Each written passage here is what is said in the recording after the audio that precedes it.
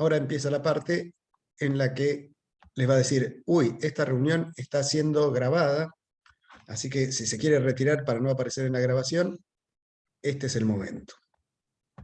Al menos eso me dice a mí cada vez que estoy viendo una sesión que no soy anfitrión, que me avisa cuando empieza a ser grabado. Bien, como les anticipé, el tema de hoy es teorías, modelos y supuestos.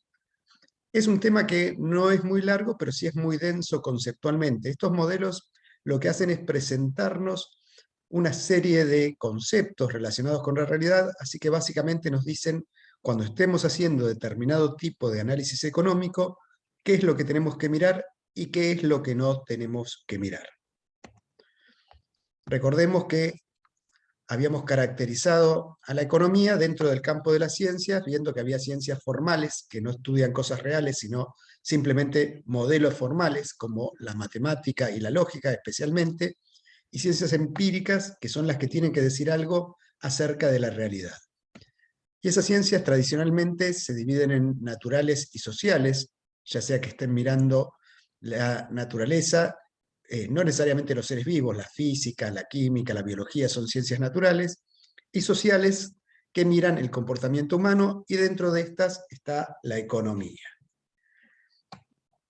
Vimos una definición de economía la semana pasada que pone de manifiesto las dos cosas que tiene cada ciencia para caracterizarse, que son el objeto de estudio y la metodología que utiliza. La ciencia económica, recordemos que decíamos ciencia económica cuando hablábamos de la economía positiva, la que trataba de explicar, describir la realidad, tiene como objeto de estudio los procesos económicos, que ya los vimos: asignación, producción, circulación, intercambio, distribución y consumo. Acá pongo el énfasis otra vez en la diferencia entre circulación y distribución. Cuando hablamos de circulación hablamos de cómo los bienes y servicios, la riqueza producida, circula geográficamente en el espacio, y cuando hablamos de distribución hablamos de cuánto le toca a cada agente económico de la riqueza producida. Nosotros a veces vemos una distribuidora de algo y en realidad sería una circuladora de algo. Y la metodología que utilizan las ciencias normalmente se basa en esas tres cosas que hacen, que son la descripción, la explicación y la predicción. La predicción también implica decir qué pasaría si, entonces cuando nosotros alteramos algo de lo que conocemos porque lo podemos explicar, podemos decir cómo se modificaría el comportamiento de eso que estamos estudiando. Describir es observar sistemáticamente y medir. Y explicar es teorizar, elaborar leyes y construir modelos, y dar cuenta también de cuál es la validez de esos modelos. O sea, los modelos no sirven en cualquier contexto. Ahora vamos a ver unos ejemplos y predecir justamente lo que les decía, agarrar y ver qué pasaría si altero alguna de las condiciones que existen, cómo cambiaría la realidad cuando altero alguna de esas condiciones. La economía pone mucho énfasis en los modelos, pero no es que es una cosa propia de la economía, ahora lo vamos a hablar. La mayoría de las ciencias utilizan modelos y los interponen entre la teoría y la realidad. Una teoría es una explicación general de todo un área de conocimiento, y las leyes son específicas y nos expresan generalmente la relación entre variables. Nosotros vamos a ver varias leyes de la economía acá, como la ley de la demanda, la ley de la oferta, que por ejemplo la ley de demanda nos habla de la relación entre la cantidad demandada por una unidad de consumo y el precio del bien que están demandando. Y vamos a ver un esquemita más o menos de cómo funciona la ciencia económica, que esto es cómo funcionan la mayoría de las ciencias. Igual se parte de hechos, fenómenos, procesos reales. Una observación de esos fenómenos hace al que hace la teoría preguntarse algo: ¿por qué pasa eso de esa manera y no de otra manera? ¿Por qué no pasa otra cosa? Y a partir de eso trata de explicar el comportamiento de eso que está observando, diciendo, bueno, lo que debe pasar acá es esto. Y dice, si es verdad mi hipótesis sobre cómo funciona esta realidad, yo tendría que poder explicar otras cosas que pasan o que dejan de pasar sobre la base de mi explicación. Entonces trata de explicar qué pasaría en otras circunstancias y en las ciencias que hacen experimentos de modificar los parámetros o los aspectos de esa realidad para ver si pasa lo que tendría que pasar o no, y hace una predicción. Bueno, en tal situación debería pasar esto. Y eso se contrasta nuevamente con los hechos y fenómenos de la realidad, esos nuevos fenómenos, a ver si se cumple la predicción o no se cumple. Y pueden pasar dos cosas: que esa explicación funcione para los hechos iniciales y para los nuevos hechos, o que no funcione. Comparando las conclusiones de esa teoría con la realidad, si eso funciona en la realidad, esa teoría se acepta, especialmente si proporciona una mejor explicación que teorías anteriores, y se toma provisoriamente como la explicación aceptada. El tema es que si eso no coincide con la realidad, hay que ver en qué se equivocó esa explicación de la realidad. Hay dos posibilidades. Una es tratar de modificar la realidad en función de lo que se encontró cuando se observó, y otra es tirar esa teoría al diablo e inventar otras. Y si esa teoría explicó bien la nueva realidad, se toma tentativamente como la explicación válida, y la ciencia va avanzando, pasando de explicaciones a mejores explicaciones. Nada en la ciencia es definitivo, y toda explicación está ahí para ser superada por una explicación mejor. Hay montones de teorías que han prevalecido en la historia considerándose como la verdad, una verdad entre comillas, y luego nuevas observaciones demuestran que no eran tan verdaderas, o nuevas explicaciones logran explicar esos hechos y más hechos, y se toman las nuevas teorías para explicar la realidad. Es un proceso dinámico, y lo que era verdadero en el año 1100 antes de Galileo no fue verdadero después de Galileo, y así distintos investigadores científicos generaron nuevas teorías, nuevas explicaciones, de las cuales pocas llegan a nuestros días porque muchas se extinguen por el camino, porque se reemplazan por explicaciones mejores. Lo difícil de las teorías es explicar la relación entre una teoría, leyes, conceptos que no dejan de ser un montón de palabras, y la realidad. ¿En qué se parece que yo diga verde mirando el fondo de mi pantalla que uso de pizarrón con el hecho de que algo sea verde? 3 letras, B corta, E, R, D, E, 4, 5.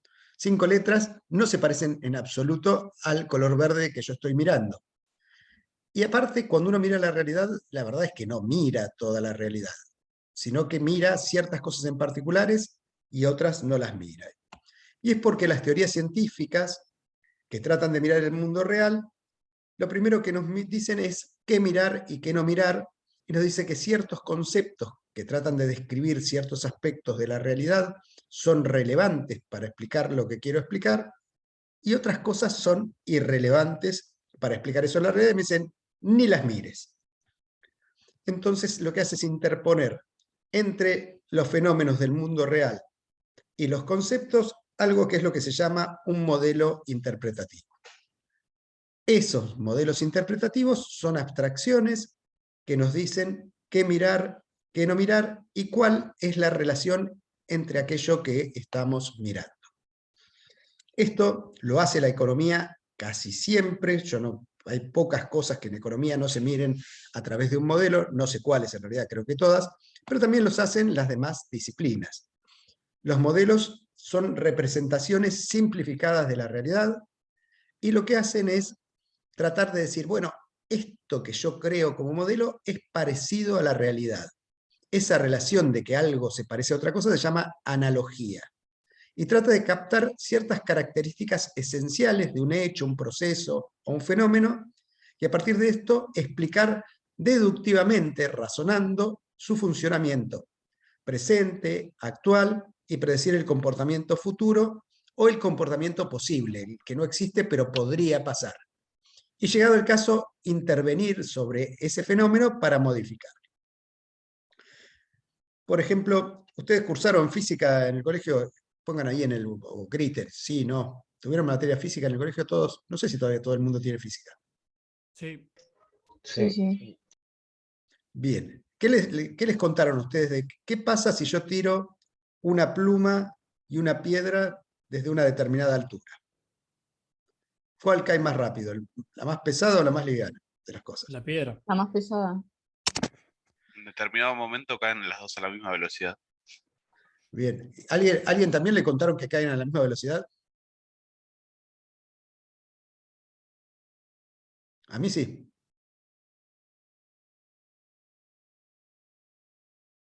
No. ¿No? Bueno, ahora cuando yo les recuerdo que sí les contaron que cae a la misma velocidad, porque esta nos lo cuentan siempre. La verdad es que si uno tira una piedra y una pluma, acá al lado mío, van a caer a distinta velocidad. La piedra o la cosa sólida más pesada va a caer más rápido y la pluma va a caer más despacio. Y sin embargo, en la historia de la ciencia, alguien dijo sí, pero en el vacío las dos caerían a la misma velocidad. Y a partir de eso, decirnos en el vacío, esa piedra y esa pluma caen a la misma velocidad, nos explican por qué caen a distinta velocidad en el aire. Dice, bueno, porque ahí no hay vacío y el aire opone una cierta resistencia a la caída de la pluma, que es diferente a la resistencia que opone a la caída de la piedra, que ahí sí juega el peso, y por eso la piedra la veo caer más rápido que la pluma. Pero si tirara las dos cosas en el vacío, caerían a la misma velocidad. ¿Recuerdan esta explicación?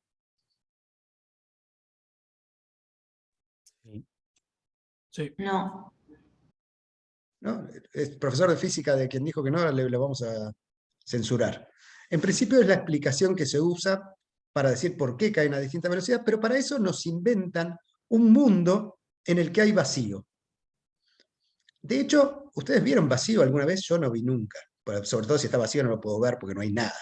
Pero me refiero, ¿tuvieron conocimiento de alguna circunstancia en la cual lo que haya sea vacío en su mundo cotidiano? Yo personalmente no. Y yo que he trabajado con algunos investigadores que tenían que hacer ciertos experimentos que requerían vacío, es casi imposible hacer vacío en un laboratorio, aunque se logran cosas bastante parecidas, pero nunca un vacío absoluto. Entonces, ¿qué es el vacío ese que usan para explicarnos? Bueno, esas dos cosas que caen en el vacío son un modelo al cual se le agregó un supuesto que es la existencia de vacío o la inexistencia de aire, si lo quieren pensar así. Y a partir de esa explicación que nos dice que la pluma y la piedra caen a la misma velocidad en el vacío, nos pueden explicar por qué la piedra y la pluma caen a diferente velocidad en el aire. Pero no solo eso, si esa explicación es buena, también permite intervenir sobre la realidad y hacer pequeños inventos tales como el paracaídas, el parapente o un avión. Porque ese tema de que el aire ofrece resistencia a la caída de los cuerpos sumado a otras leyes científicas, permite diseñar un aparato que vuela. Pero la verdad es que lo que hay a la derecha que sirve para la explicación no está en la realidad, no está en el vacío. Nos lo imaginamos y decimos, en el vacío caerían a la misma velocidad y por eso en el aire caen a diferente velocidad. Bueno, la economía hace exactamente lo mismo. Crea modelos con mayor o menor grado de abstracción, que plantea condiciones que en realidad no existen, pero eso sirve para explicar por qué la realidad se comporta de una manera distinta cuando esas condiciones existen y explicar hechos de la realidad. En este caso el modelo es una piedra y una pluma que caen en el vacío y la realidad es lo que pasa, que la piedra y la pluma en nuestra cotidianidad caen a diferente velocidad. Pero además nos dice qué mirar, porque si nos dan un montón de datos y nos dicen, voy a tirar una piedra de color marrón que está a 23 grados de temperatura y que pesa 80 gramos desde una altura de 1 metro. Y necesito saber cuánto va a tardar en caer. ¿Ustedes dirían que sobra algún dato de todo eso que les dije?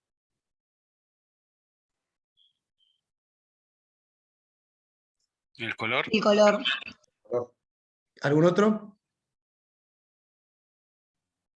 La temperatura. La temperatura.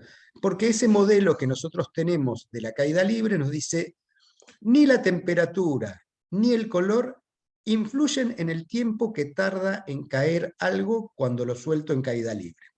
Nos está diciendo que no importan y no lo miramos.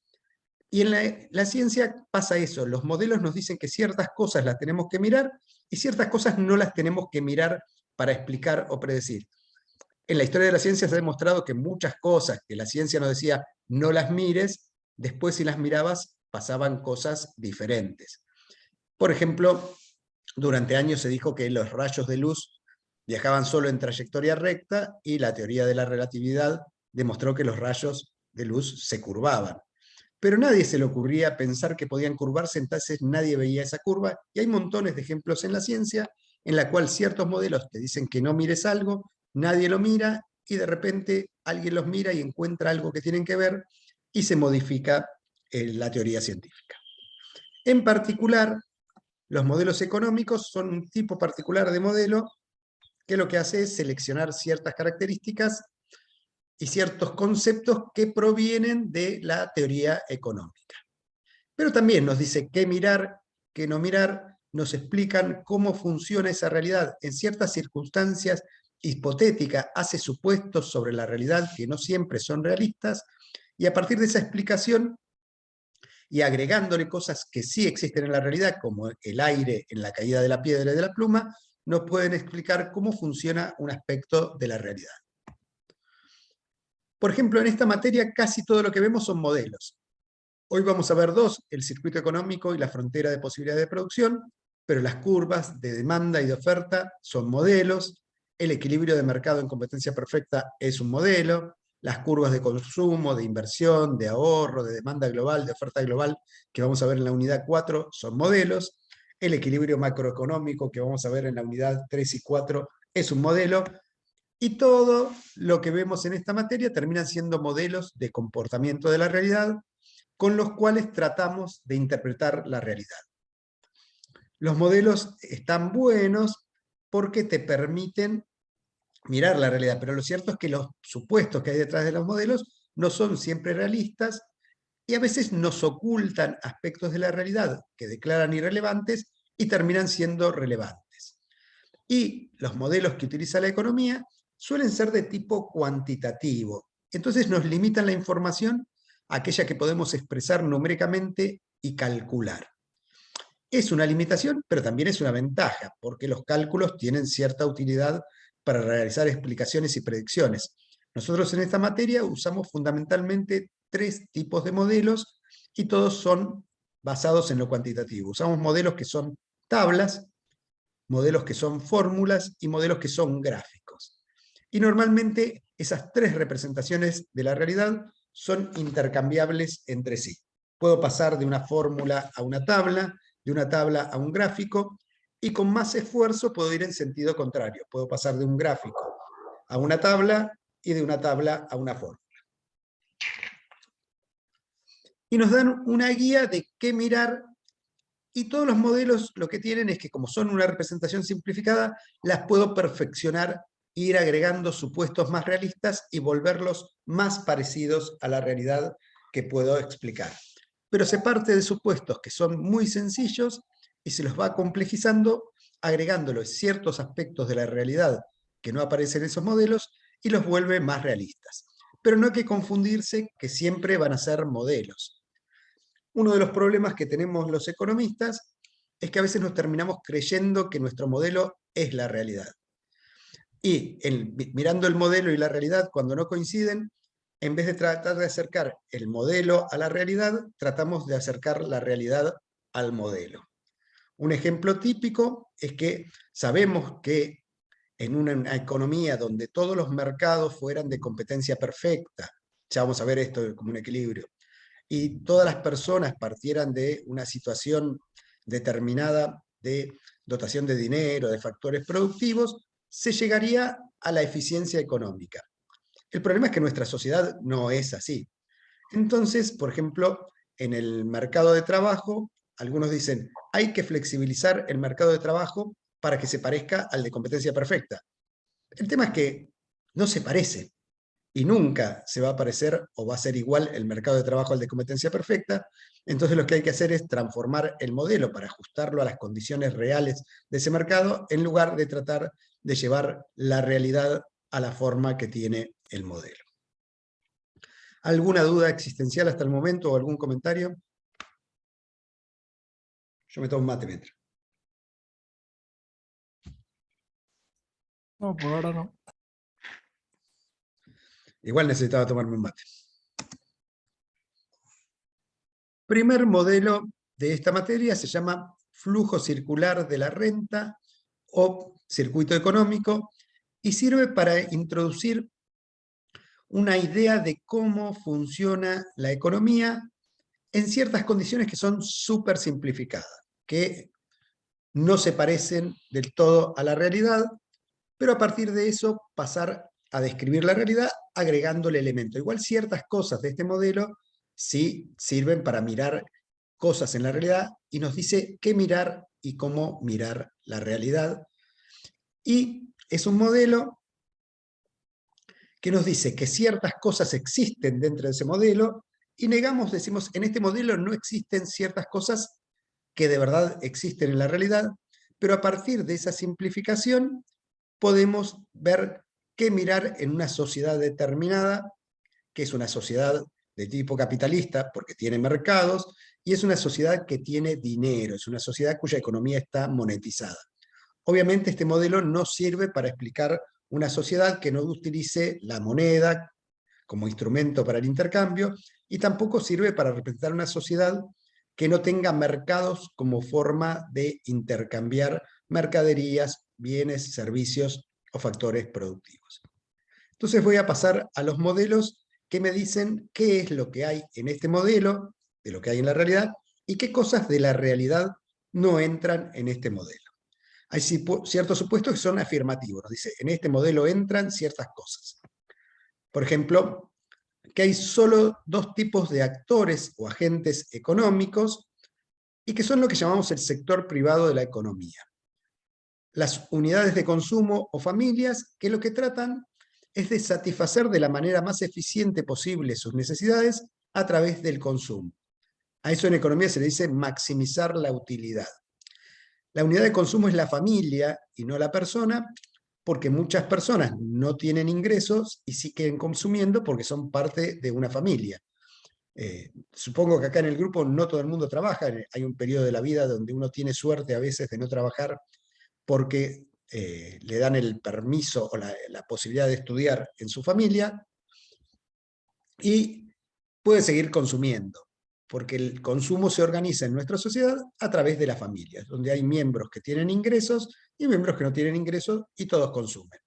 Pero el objetivo de maximizar la utilidad es cómo gastar de la mejor manera posible ese ingreso para satisfacer las necesidades. Y por otro, están las unidades de producción o empresas que lo que hacen es producir y vender bienes y servicios y lo que tratan de maximizar es el beneficio. El beneficio, recordemos que era la retribución de un factor productivo, que era el factor empresario. ¿Qué más miramos en la sociedad? Nada más. Unidades que están consumiendo o tratando de maximizar su utilidad a través del consumo y unidades de producción o empresas que están tratando de maximizar el beneficio. Y lo demás no lo miramos. Hay dos tipos de mercado, uno donde se intercambian bienes y servicios y otro donde se intercambian factores productivos. ¿Por qué cosas se intercambian los bienes y servicios? Por dinero. ¿Por qué cosas se intercambian los factores productivos? Por dinero. O sea que estamos hablando de una economía monetizada. Las familias son los propietarias de los factores productivos y obtienen su ingreso ofreciendo y vendiendo los servicios de estos factores productivos en el mercado de factores productivos. Recordemos que cada factor productivo tenía una retribución. El trabajo tenía como retribución el salario, la renta tiene como retribución, la tierra tiene como retribución la renta, el capital tiene como retribución el interés. Insisto con lo que dije la vez pasada, que el interés se refiere a la retribución del capital y no el interés financiero, y el capital no es dinero, sino ciertos bienes que se utilizan para producir otros bienes. Y los bienes y servicios son adquiridos por las familias que vendieron sus factores productivos en el mercado de factores productivos, así sacaron su ingreso, y esto hace que haya dos flujos. Un flujo llamado real, donde circulan mercancías, cosas que tienen utilidad, que son los factores productivos, los bienes y servicios, y un flujo monetario, por donde circula dinero. Si yo voy a comprar bienes y servicios, llevo dinero y me vuelvo con bienes y servicios. Si una empresa va a comprar factores productivos o los servicios de los factores productivos, lleva dinero y se vuelve con los factores productivos. Y hay ciertos supuestos que tienen que ver con cosas que en la realidad ocurren, pero que en este modelo no entran. Las familias no ahorran. Este es un supuesto que dice que algo no pasa. En el mundo real algunas familias ahorran, y las empresas no invierten, ni acumulan beneficios, ni amortizan los bienes de capital. Esto significa que las familias, todo el ingreso que reciben por vender los servicios de los factores productivos, se lo van a gastar en consumir bienes y servicios. Y las empresas, todos los ingresos que obtienen por ventas, se lo van a gastar en comprar los servicios de los factores productivos. No se quedan con nada las familias de su ingreso, no se quedan con nada las empresas de su ingreso por ventas. Y que no existe sector público. El sector público es el Estado, básicamente, o sea que esa economía se organiza a través del intercambio entre familias y empresas, y además de que el Estado no hace nada, no participa ni como productor ni como consumidor, tampoco cobra impuestos, ni otorga subsidios, ni transferencias, no está ahí. En la unidad 4 vamos a poner el Estado dentro de este modelo, vamos a poner el ahorro, la inversión, y vamos a ver cómo se modifica. De todas formas, en este modelo no entran. Y el Estado no está porque es un supuesto. Es como el vacío cuando tirábamos la piedra y la pluma. Tampoco existe sector externo, o sea, no hay intercambio de bienes y servicios de este país con el resto del mundo, ni exportaciones ni importaciones, es lo que llamamos una economía cerrada. Y finalmente tampoco hay un sector financiero, no hay bancos ni nada, entre otras cosas porque si las familias no ahorran, ¿con qué dinero contaría el sector financiero? Que lo que hace es recoger el ahorro de las familias y utilizarlo para hacer préstamos, muchos de los cuales se usan para invertir. Entonces tenemos supuestos afirmativos, los dos tipos de agentes, familias y empresas, los dos tipos de mercado, de bienes y servicios y de factores productivos, los dos flujos, el flujo real y el flujo monetario, y tenemos ciertos supuestos que son negaciones de la realidad. No hay ahorro, no hay inversión, no hay retención de beneficio por parte de las empresas, no se amortizan los bienes de capital, no hay Estado, no hay sector externo, no hay sector financiero. Lo cual nos simplifica mucho esta mirada sobre la realidad, y este modelo se representa con un gráfico, no tiene ni tabla ni fórmula. Entonces tenemos dos unidades de consumo, que son la familia, y por otro lado, unidades de producción, que son las empresas. Las familias tratan de maximizar la utilidad, obtener la máxima satisfacción de las necesidades con su ingreso a través del consumo, y las empresas tratan de maximizar el beneficio. Existen dos mercados, un mercado donde se intercambian bienes y servicios por dinero, y otro que es el mercado de factores productivos, donde se intercambian los servicios de los factores productivos por dinero. Las familias y las empresas se relacionan en el mercado de bienes y servicios. Cuando las empresas producen bienes y servicios, hacen oferta de estos bienes y servicios en el mercado de factores, y las familias, de acuerdo a sus necesidades, demandan bienes y servicios para satisfacer sus necesidades. Perdón, esto que se disparó algo que no quería. Y las empresas tienen un gasto en consumo. Ese gasto en consumo es sumar los precios por las cantidades de todo lo que compraron. Si yo compro 2 kilos de harina a 60 pesos, tengo 120 pesos. Y un paquete de levadura a 40 pesos, tengo 160 pesos. Es la suma de los precios por las cantidades de aquellos que compraron. Y ese gasto en consumo de la familia se transforma en el ingreso por ventas de las empresas. Ese sería el intercambio que existe en el mercado de bienes y servicios. Los oferentes son las empresas, los demandantes son las familias. Lo que representa un gasto en consumo de las familias es el ingreso por ventas de las empresas, y la oferta de bienes y servicios se dirige a que las familias compren sus bienes y servicios. Lo que está en celeste es el flujo real. Circulan bienes y servicios. Lo que está en amarillo es el flujo monetario. Circula dinero. Pero esto tiene su contracara en el mercado de factores productivos, donde las familias ofrecen sus factores productivos. Trabajo, tierra, capital y el factor empresario. Y cuando hablamos de familias, hablamos del conjunto de familias del país. Hay familias que solo ofrecerán trabajo, pero hay familias que también ofrecerán tierra, capital, o el empresario será parte de una familia, que son los factores productivos que compran las empresas. Y el dinero que se intercambia acá, mirado desde las empresas, se llama costos de producción. Y mirado desde la familia se llama el ingreso de las familias por los servicios de los factores productivos, y se compone de salarios, rentas, intereses y beneficios, que son las retribuciones de los factores productivos. Y ahí tenemos lo que describía el modelo. El ingreso de las familias viene de vender los servicios de los factores productivos. Con eso lo gastan todo porque no ahorran en consumir, comprando bienes y servicios en el mercado de bienes y servicios. Con eso tienen las familias el ingreso por ventas, que lo gastan en comprar servicios de los factores productivos para producir.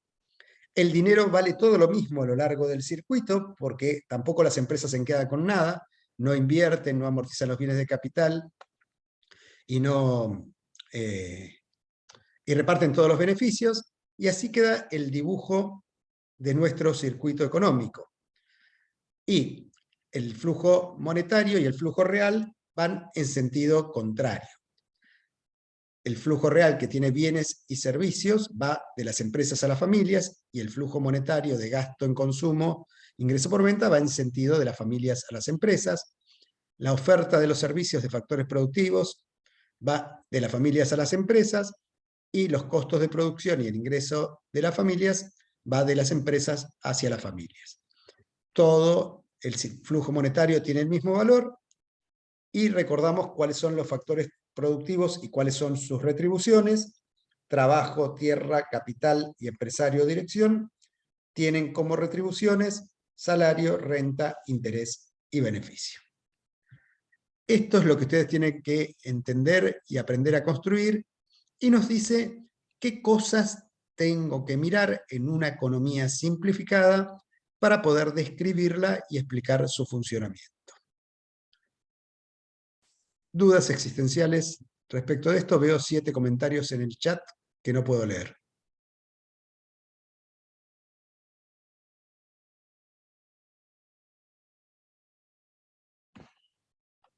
A ver si puedo entrar al chat.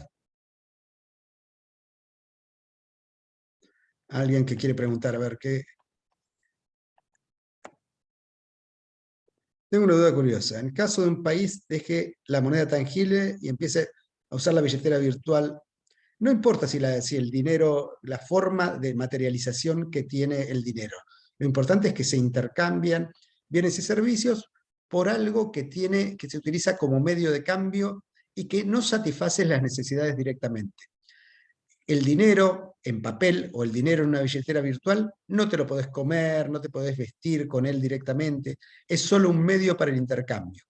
Mientras que los bienes y servicios sí te satisfacen necesidades directamente.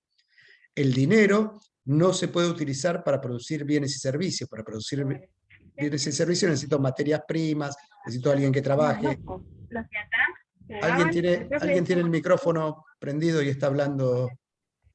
¿Quiere escucharme? Evelyn. Bien. Te escraché para el video. Entonces, el medio que se utilice para el intercambio, la forma material que toma ese dinero, no nos interesa que eso no se utiliza directamente para satisfacer la necesidad. A lo largo de la historia fueron utilizadas distintas cosas como dinero, eso lo vamos a ver en la última unidad de la materia, el último tema de la última unidad, y el dinero ha tomado distintas formas, ha sido cosas que servían como la sal, el oro, pero cuando eso se utilizaba para intercambiar, no lo quería para salar cosas, para satisfacer necesidades. Lo de la sal viene el salario, sino lo quería para utilizarlo como un medio de cambio. El flujo monetario representa aquello que se utiliza como un medio de cambio, pero no satisface una necesidad directamente. Sean papeles, monedas, sal, caracoles. Es un bien que se utiliza como medio de intercambio. Bien. No sé si me comí alguna otra pregunta. Me cuesta mucho trabajo ver el chat al mismo tiempo que estoy acá. A ver por acá. Sí, creo que con eso estamos. Pero las características de que algo se convierta en dinero no son necesariamente que tenga una representación física. Lo importante es que es algo que se utiliza para intercambiar y que no satisface la necesidad directamente. La ventaja del dinero, por eso la mayoría de las economías lo tiene, es que te permite hacer cosas que con el trueque no podés. Si yo agarro y tengo una vaca y lo que quiero ir a comprar es una pieza de pan, ¿cómo hago para pagar una pieza de pan con la vaca? Le tengo que cortar un pedazo a la vaca. Me obliga a tener intercambios terribles, sobre todo porque cuando le corte un pedazo a la vaca se me va a morir. Entonces, yo puedo fraccionar el valor de esa vaca en pequeñas unidades e intercambiarla por otros bienes que tienen distintos valores relativos. ¿Alguna pregunta más sobre esto?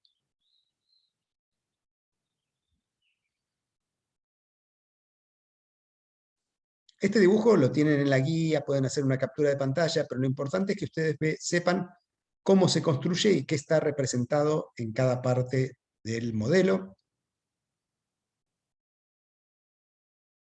¿Hay alguien en el chat? Ah, está bien, Melina. De nada, para eso me pagan. Bien. Con este modelo, en realidad, se pueden hacer pocas cosas matemáticas, pero acá entran en juego un montón de conceptos que van a aparecer para los que estudian carreras relacionadas con la economía, administración, contabilidad, comercio exterior, comercio, y economía y todas las carreras que tienen que ver con eso. Estas ideas de ingreso por ventas, gastos en consumo, ingreso de las familias, gastos de producción, van a aparecer durante todo el tiempo, y la idea de factor productivo, retribución del factor productivo, también van a aparecer a lo largo de toda la carrera.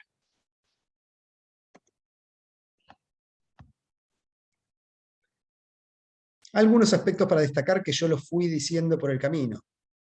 El flujo monetario vale lo mismo a lo largo de todo el circuito económico porque no se pierde nada por el camino, porque ni las familias se quedan con nada como ahorro, ni las empresas se quedan con nada para invertir, amortizar bienes de capital o acumular beneficios. Las empresas que son sociedades por acciones, por ejemplo, llega a fin de año y dicen, ¿qué hacemos con los beneficios? Y pueden decidir no distribuirlos y guardarlos para invertir, pero acá en este modelo no. Por lo tanto, el flujo monetario vale siempre lo mismo.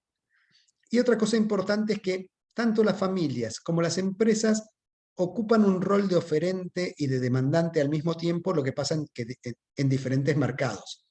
Las familias son demandantes en el mercado de bienes y servicios que compran para satisfacer sus necesidades, y las empresas son oferentes en el mercado de bienes y servicios. Pero cuando uno va al mercado de factores productivos, las empresas son oferentes de bienes y servicios y las familias son, las familias son las oferentes de los factores productivos y las empresas son las demandantes. O sea que oferta y demanda son términos relativos al mercado donde estén trabajando. Tanto las familias como las empresas ocupan el doble rol de oferentes y de demandantes.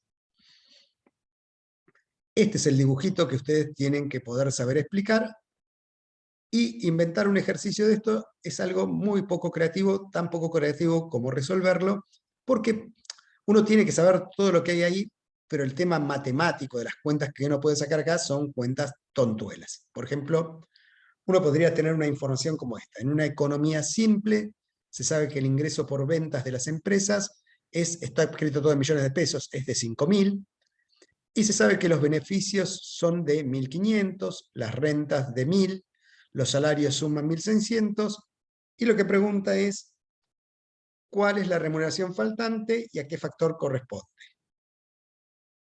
Entonces miro acá y digo, lo primero que tengo que saber es que si el ingreso por ventas de las empresas es 5.000, el valor del flujo monetario vale siempre lo mismo a lo largo de todo el recorrido. O sea que el gasto de las empresas en factores productivos va a ser exactamente 5.000 porque las empresas no se quedan con nada, no invierten, no amortizan bienes de capital, no retienen beneficios, y el ingreso de las familias también va a ser 5.000, y el gasto en consumo de la familia va a ser 5.000. ¿Cuál es la retribución de factor faltante? Miro y me dicen cuánto valen los salarios, la renta y los beneficios. Por lo tanto, de esa lista de los ingresos de las familias, que son salarios, rentas, intereses y beneficios, el único que falta es el interés, porque rentas, que está marcado con la R, ya se conoce, salarios, que está marcado con la S, también ya se conoce, y falta solo el interés. El beneficio también es un dato, y el interés es la retribución del factor productivo capital. Entonces digo, bueno, ya sé que falta el interés que corresponde al factor productivo capital, y si quiero saber cuánto vale, yo sé que la suma de salarios más rentas, más intereses, más beneficios es 5.000, porque el flujo monetario vale siempre lo mismo. Entonces agarro y digo, salario más renta más interés, que es el que no conozco, más beneficio, valen 1.000, reemplazo salario por el valor que es un dato, renta por el valor que es un dato, interés no lo conozco, beneficio es un dato que son 1.500, eso tiene que dar 5.000, y despejo. Todo lo que está ahí, 1.600 más 1.000 más 1.500 me da 4.100, 5.000 menos 4.100 me da 900, que va a ser el valor del interés. Tienen que tener mucho cuidado de no confundirse el nombre del factor productivo. Ahí tenemos un niño o niña que quiere aparecer en la grabación. Bueno, ha tenido su minuto de fama. Cuando sea más grande le van a poder pasar el video y decir, acá era cuando hablabas cuando eras chiquito. Pero bueno, no se confunda nombres de factores productivos con nombres de retribución de factores productivos. Recuerden que los factores productivos pertenecen a la economía real, son cosas que tienen una utilidad directa, mientras que la retribución de los factores productivos, que es dinero, pertenece al flujo monetario. Cuando se habla de la economía real de un país, se habla de aquello que tiene una utilidad directa, ya sea de satisfacer una necesidad a través del consumo, como los bienes y servicios, o de ser utilizado en un proceso productivo para producir bienes y servicios. ¿Dudas existenciales?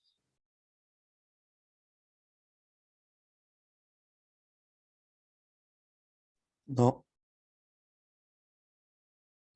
Sí, ¿cómo sacás 4.100 ahí? Y acá Es 1.600, 1.600 más 1.000 más 1.500. Bien, bien. 1.600 más 1.000, 2.600 más 1.500, 4.100. Buenísimo. ¿Algo más? ¿En la AP van a tomar ejemplos así? No sé, la verdad que no lo sé.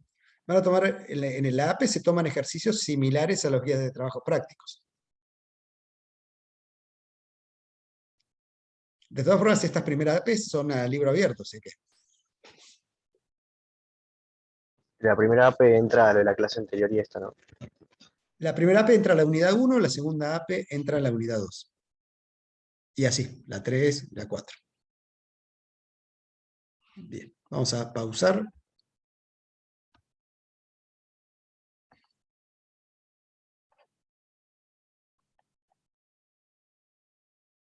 ¿Alguna duda existencial sobre esto de las APs? Así, porque eso no lo vamos a grabar.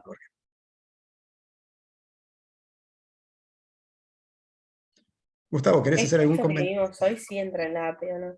Todo entra en las APs. La unidad 1 entra en la primera AP, la unidad 2 en la segunda AP, la unidad 3 en la tercera, la unidad 4 Mario en la cuarta. Venturelli, deja que haga la cuenta.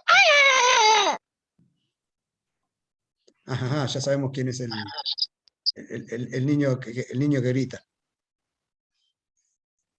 Creo que sigue grabando. Creo que está. No, ¿Pausaste? no, está en detener. Ah,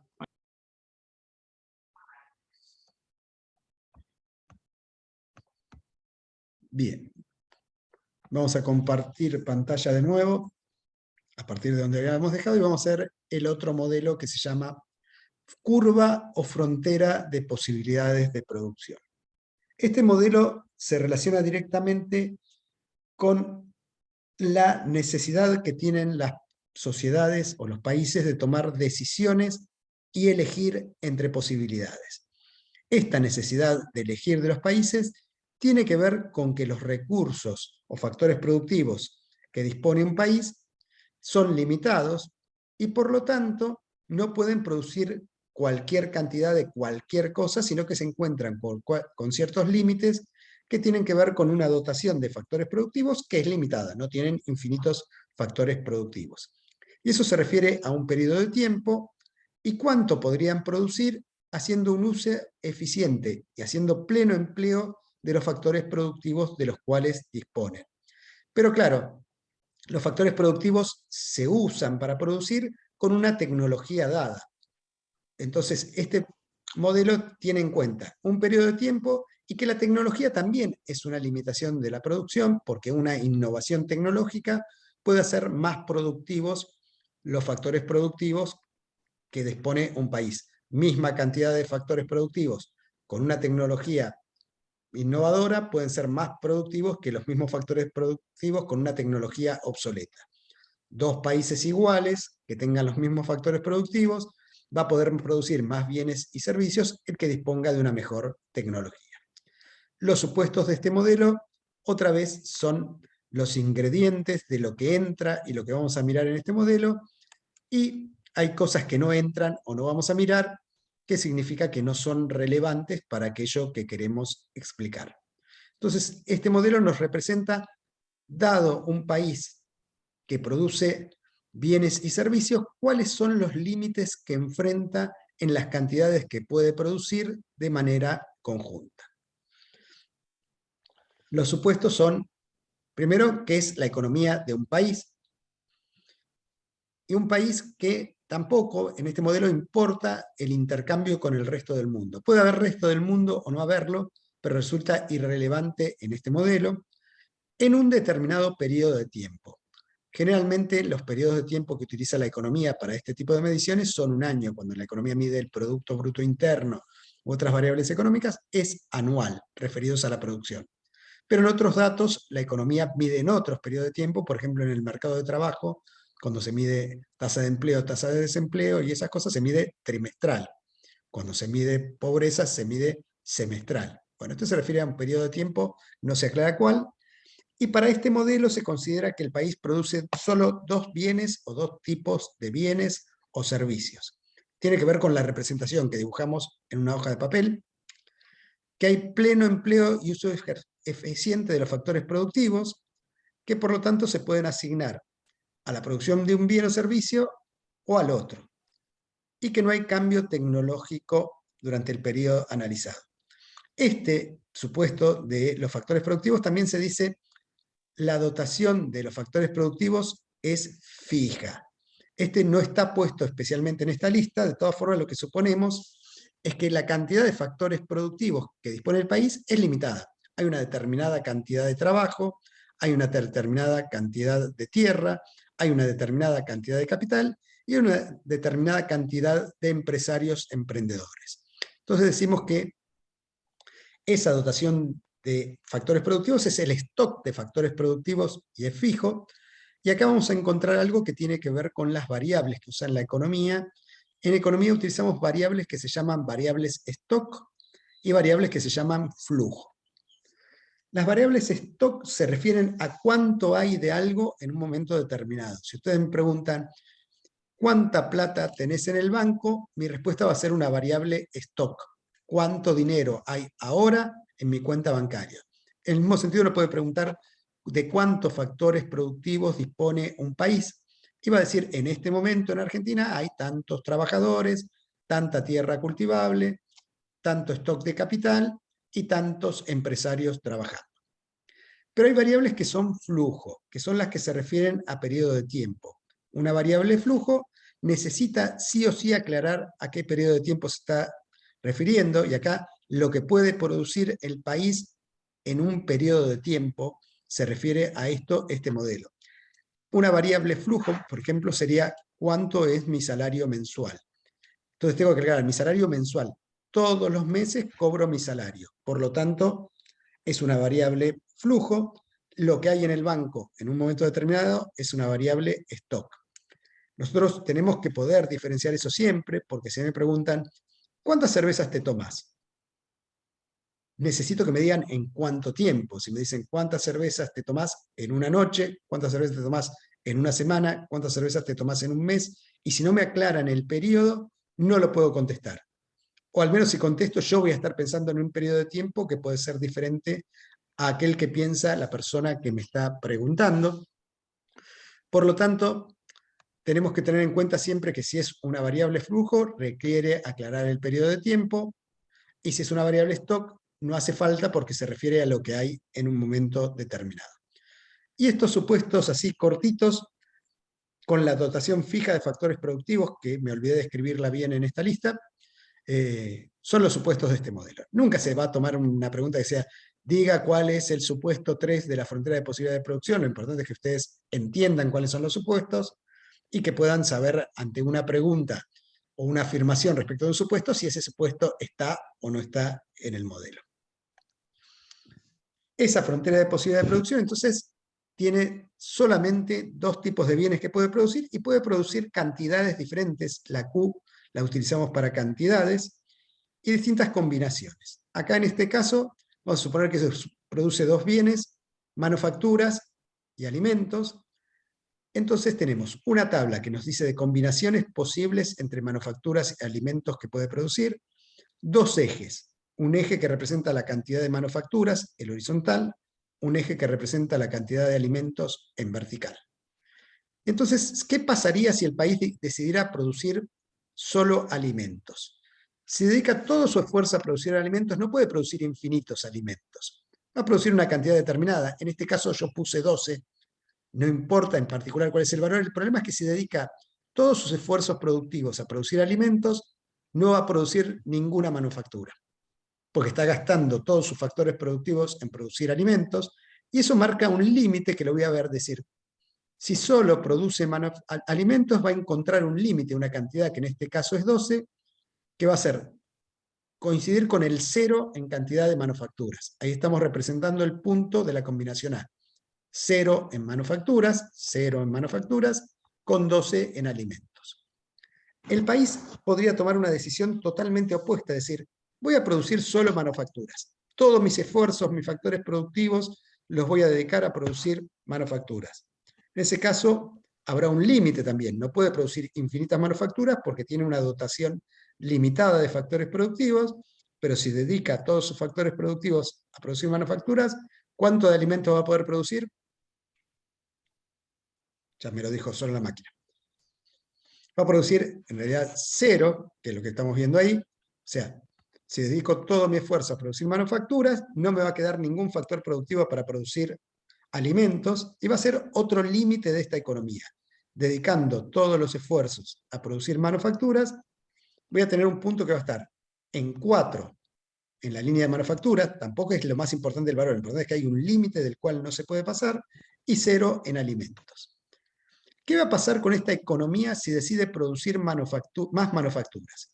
Dice, bueno, vamos a ver si producimos más manufacturas. ¿Va a poder seguir produciendo la misma cantidad de alimentos? Escucho ofertas. No. No, ¿por qué? No. Estoy de acuerdo. Porque tenés Porque los que- factores son limitados. Los factores son limitados. Entonces, si yo decido producir más manufacturas, voy a tener que sacar factores productivos a la producción de alimentos. O sea que aumentar la producción de manufacturas me obliga a disminuir la producción de alimentos. Aumentar la producción de un tipo de bien me implica a reducir la producción del otro tipo de bien, porque tengo factores productivos limitados, como dijo bien la compañera, y eso me lleva a un segundo punto que represento acá. Si produzco una unidad de manufacturas, antes no producía nada, necesariamente debo reducir la cantidad de alimentos que produzco y tener un nuevo punto sobre la frontera de posibilidades de producción. Si decido aumentar aún más la producción de manufacturas, también voy a tener que reducir la cantidad de alimentos. ¿De dónde saco los factores productivos signos?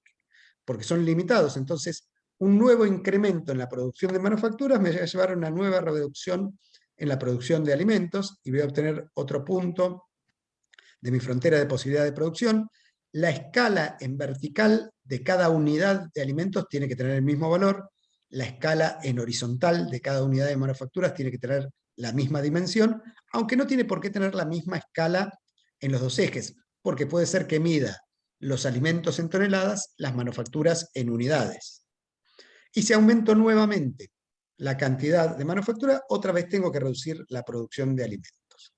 La unión de todos esos puntos me da lo que llamamos la frontera de posibilidades de producción. Lo unimos con una línea que es una curva, pero en realidad no tenemos datos más que de puntos. Nosotros tenemos puntos así y lo unimos. En realidad, si los puntos son muchos, va a haber poca diferencia entre unirlo con tramos rectos o con una curva.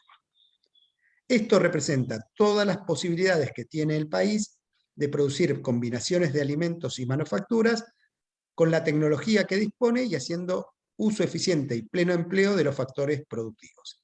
Y esa es la frontera de posibilidad de producción, pero todo lo que hay adentro de la frontera de posibilidad de producción es posible para ese país. Simplemente que o no está haciendo pleno empleo de los factores productivos, o no está haciendo un uso eficiente. Un punto que estuviera acá adentro sería un punto que es accesible a esa economía. Puede producir menos de los dos bienes, pero de alguna manera es ineficiente porque podría producir más. Podría agarrar, perdón, que aprieto el botón equivocado, podría agarrar y desde ese punto F aumentar la producción de manufacturas, de alimentos o de manufacturas y alimentos sin tener problemas, mejorando la eficiencia o el pleno empleo.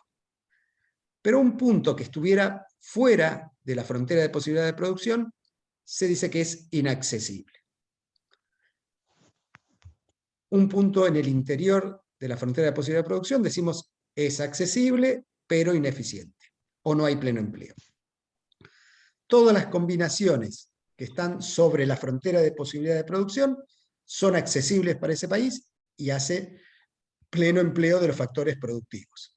Y un punto que está fuera de la frontera de la posibilidad de producción es inaccesible para esas posibilidades de producción.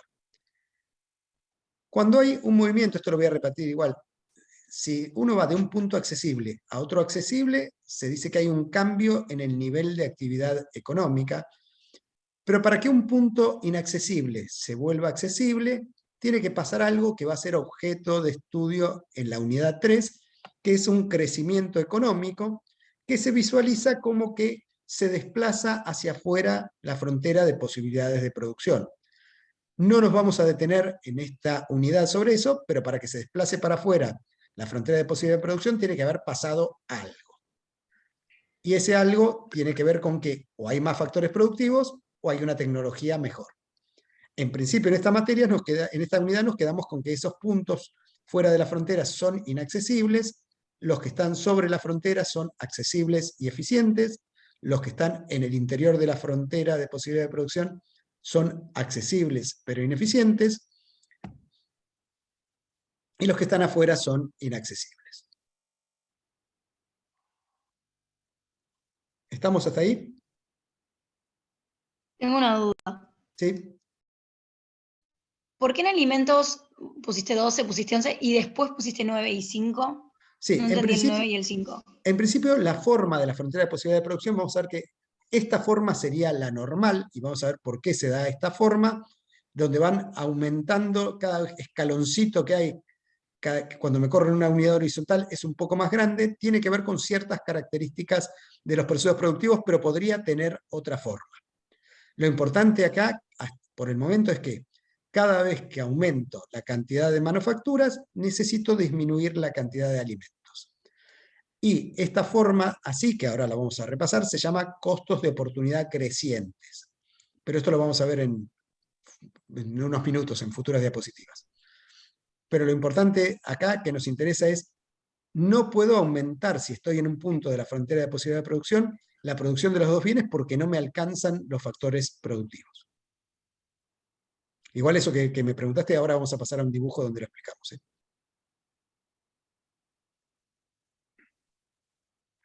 Gracias. Igual dame las gracias después que lo explique en el próximo dibujo. Es la desventaja de de no tener un pizarrón, así que donde puedo dibujar lo que quiero en cualquier momento. ¿Algo más?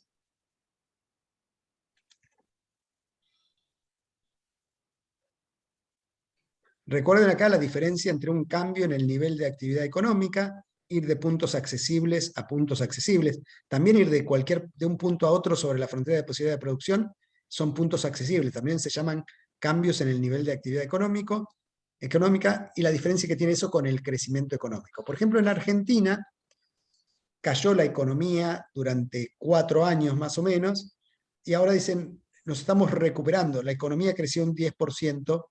Y lo que uno tendría que responder en términos de este modelo es no creció, tuvimos una mejora en el nivel de actividad económica. Tuvimos primero un empeoramiento en el nivel de actividad económica y ahora tuvimos una mejora o un aumento en el nivel de actividad económica. Pero no hubo un crecimiento económico porque nuestra frontera de posibilidad de producción no necesariamente se movió hacia afuera. Nosotros podemos saber si hay pleno empleo de los factores productivos o no en un momento determinado mirando los indicadores de la economía. Por ejemplo, cuando le dicen hay una tasa de desempleo del 13%, ya sé que no hay pleno empleo del factor trabajo. Cuando el Ministerio de Economía o el INDEC me dicen el uso de la capacidad instalada, que se refiere a los bienes de capital que están siendo utilizados, es del 60%, me está diciendo no hay pleno empleo del factor productivo capital. O sea que nosotros con esos datos sabemos que nuestro nivel de actividad económica está por debajo de la frontera de posibilidad de producción.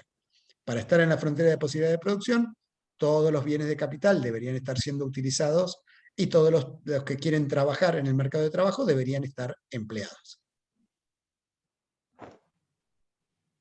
¿Hay algo en el chat? No sé si lo ves, Gustavo. Veo que hay algo, pero no veo Ya qué. te digo. Ya te digo. Bueno, había alguna consulta que dice que estoy en la comisión 50 con Rosángela, pero me direcció a su clase, ¿está bien? Sí, bueno, no hay problema, cada AP corresponde a una unidad. ¿Cómo hago si me falta algún dato al momento de realizar algún ejercicio?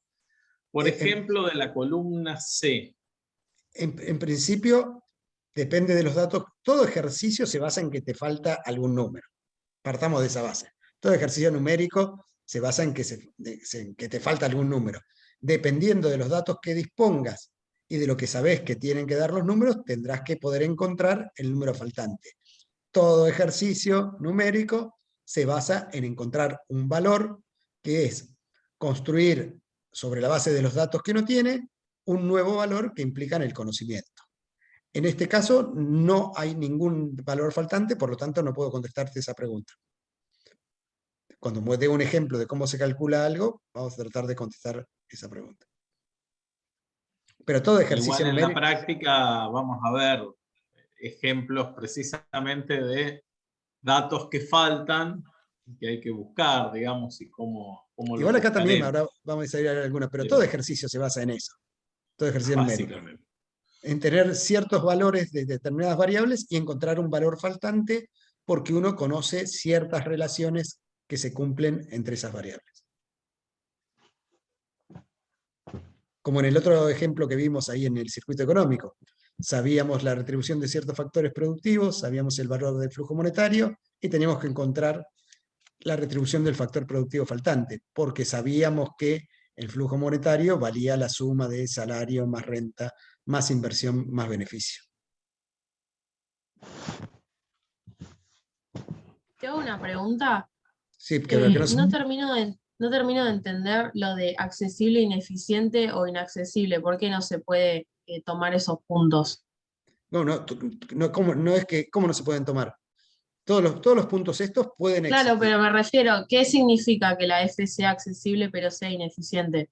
Que se pueden producir más de un tipo de bien o de los dos con los factores productivos disponibles. Si estoy utilizando con pleno empleo y eficientemente, estoy en la frontera de posibilidad de producción. Pero si no estoy haciendo un uso eficiente de los factores productivos, voy a estar produciendo menos de lo que podría. Por eso se dice que es una ineficiencia. Usar algo de manera ineficiente es no utilizarlo de la mejor manera posible o no utilizarlo completamente.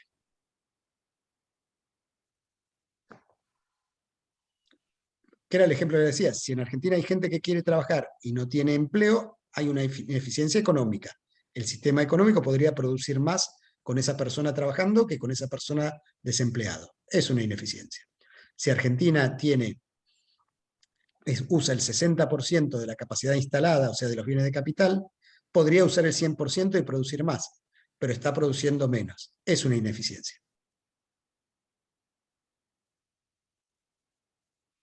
¿Se entendió? Sí, gracias. Si uno agarra y va a hacer las compras y te dicen, necesito que compres todo el queso que puedas con esta plata, y vas y compras menos queso del que podrías. Es una ineficiencia, porque tu objetivo era comprar todo el queso posible. O si lo pagás de más. Bien. Acá aparece otro concepto, además del concepto de eficiencia, ineficiencia, cambio en el nivel de actividad y crecimiento económico, que es el costo de oportunidad. El costo de oportunidad es la mejor alternativa a la que uno renuncia cuando toma una decisión. Esto en general, no solo en economía. Yo, por ejemplo, suelo salir a correr, alguno me va a cruzar por ahí corriendo, y en este momento yo podría utilizar mi tiempo para haber salido a correr y andar por la costa que hay solcito, o venir a dar esta clase. Entonces, lo mejor que yo podría estar haciendo en vez de dar esta clase fuera estar corriendo por la costa, diría que el costo de oportunidad para mí de dar esta clase es no salir a correr. Sacrifico mi salir a correr por la costa. Toda decisión que uno toma tiene un costo de oportunidad, que es aquello que uno está dejando de hacer por tomar esa decisión. Eso es lo que se llama el costo de oportunidad. Comparar lo que se eligió con la mejor alternativa que tenía a esa decisión. En la frontera de posibilidad de producción, lo único que uno puede hacer son dos cosas: producir un tipo de bien o producir el otro tipo de bien. Por lo tanto, el costo de oportunidad va a ser lo que yo dejo de producir de una cantidad, la cantidad que yo dejo de producir de un determinado bien para aumentar la producción del otro bien.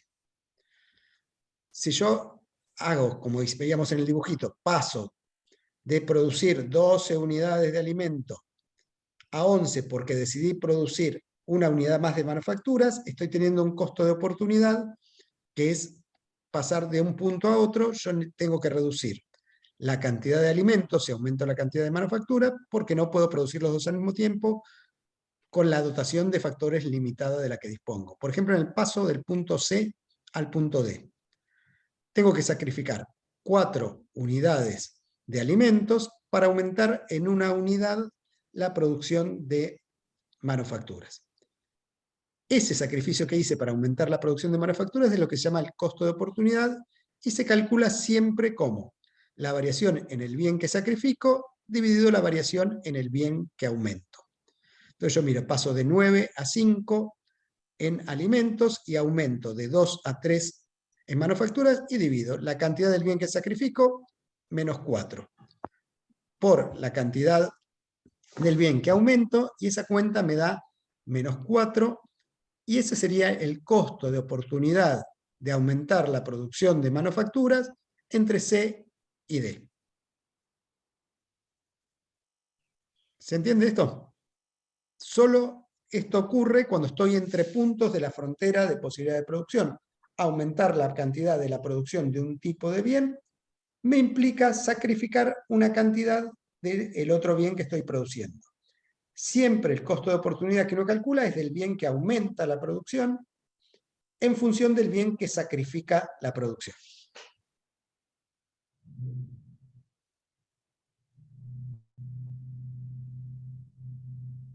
¿Dudas existenciales? Sí, perdón. Hola.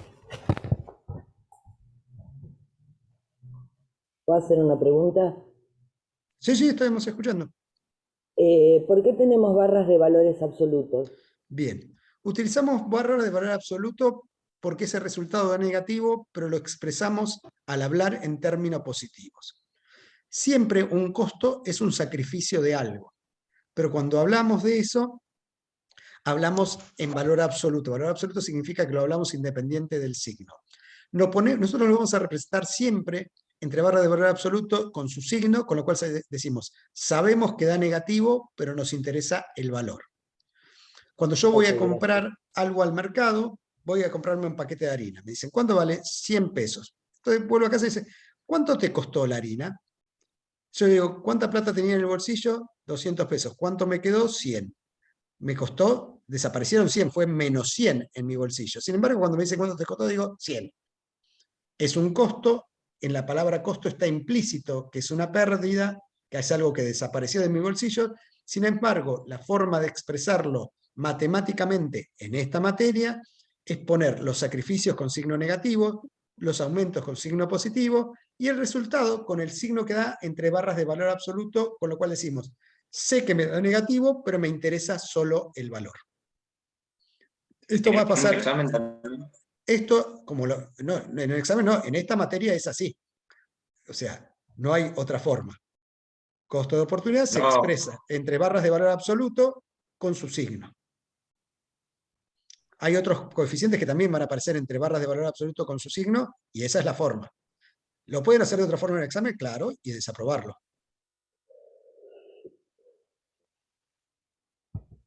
Gracias.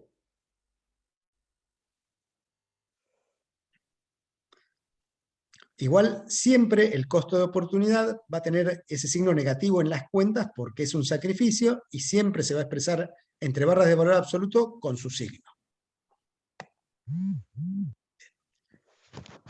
Esto de aumentar la producción de un bien y disminuir del otro es independiente de la posición que tengan en los ejes los dos bienes. Si yo en vez de pasar del punto C a D, paso del D a C, voy en sentido contrario. Ahí estoy sacrificando unidades de manufacturas, que retrocedo, y aumentando la cantidad de alimentos que aumenta. Siempre el costo de oportunidad, como dije, se calcula para el bien que aumenta. Mirado desde D a C, disminuye en una unidad la cantidad de manufactura y aumenta en 4 unidades la cantidad de alimentos. Por lo tanto, estoy sacrificando manufacturas para aumentar la cantidad de alimentos.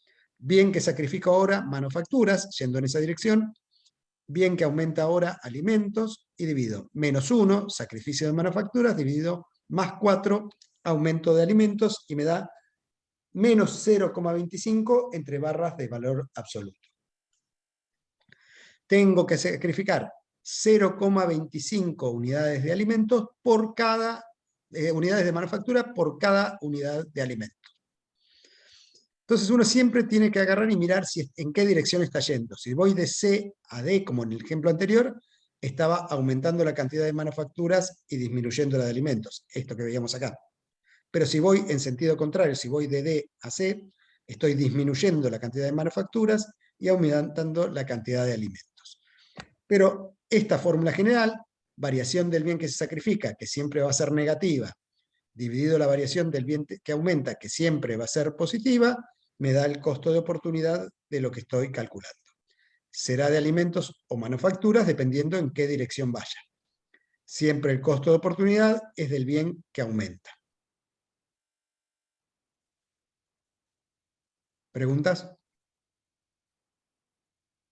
Acá Sofía pregunta si había que ver unas actividades de función lineal, ¿no? Para este tema. No, no.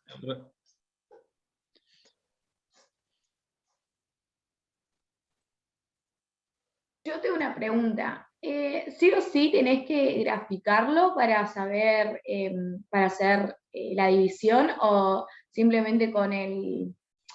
Bien. Si no lo graficás, tenés que pensar en el gráfico. Yo ahora voy a hacer un ejemplo de ejercicio y les voy a mostrar cómo lo pienso yo con el gráfico, porque el gráfico es el modelo que me ayuda a pensarlo. Claro, uno puede poner solamente los números y esto explicarlo con palabras, y está bien. Pero esas palabras lo que nos tienen que contar es cómo sería el gráfico.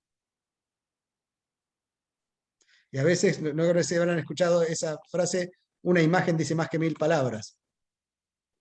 Entonces a veces el gráfico te ayuda a explicar. Y si no, tenés que explicar el gráfico, que a veces cuesta más trabajo. Yo ahora voy a hacer un ejercicio y lo voy a resolver como yo lo pienso en mi cabeza, aunque en mi cabeza no dibuje el gráfico en el papel, yo lo tengo al gráfico en mi cabeza. Ahora voy a hacer un ejemplo numérico de esto.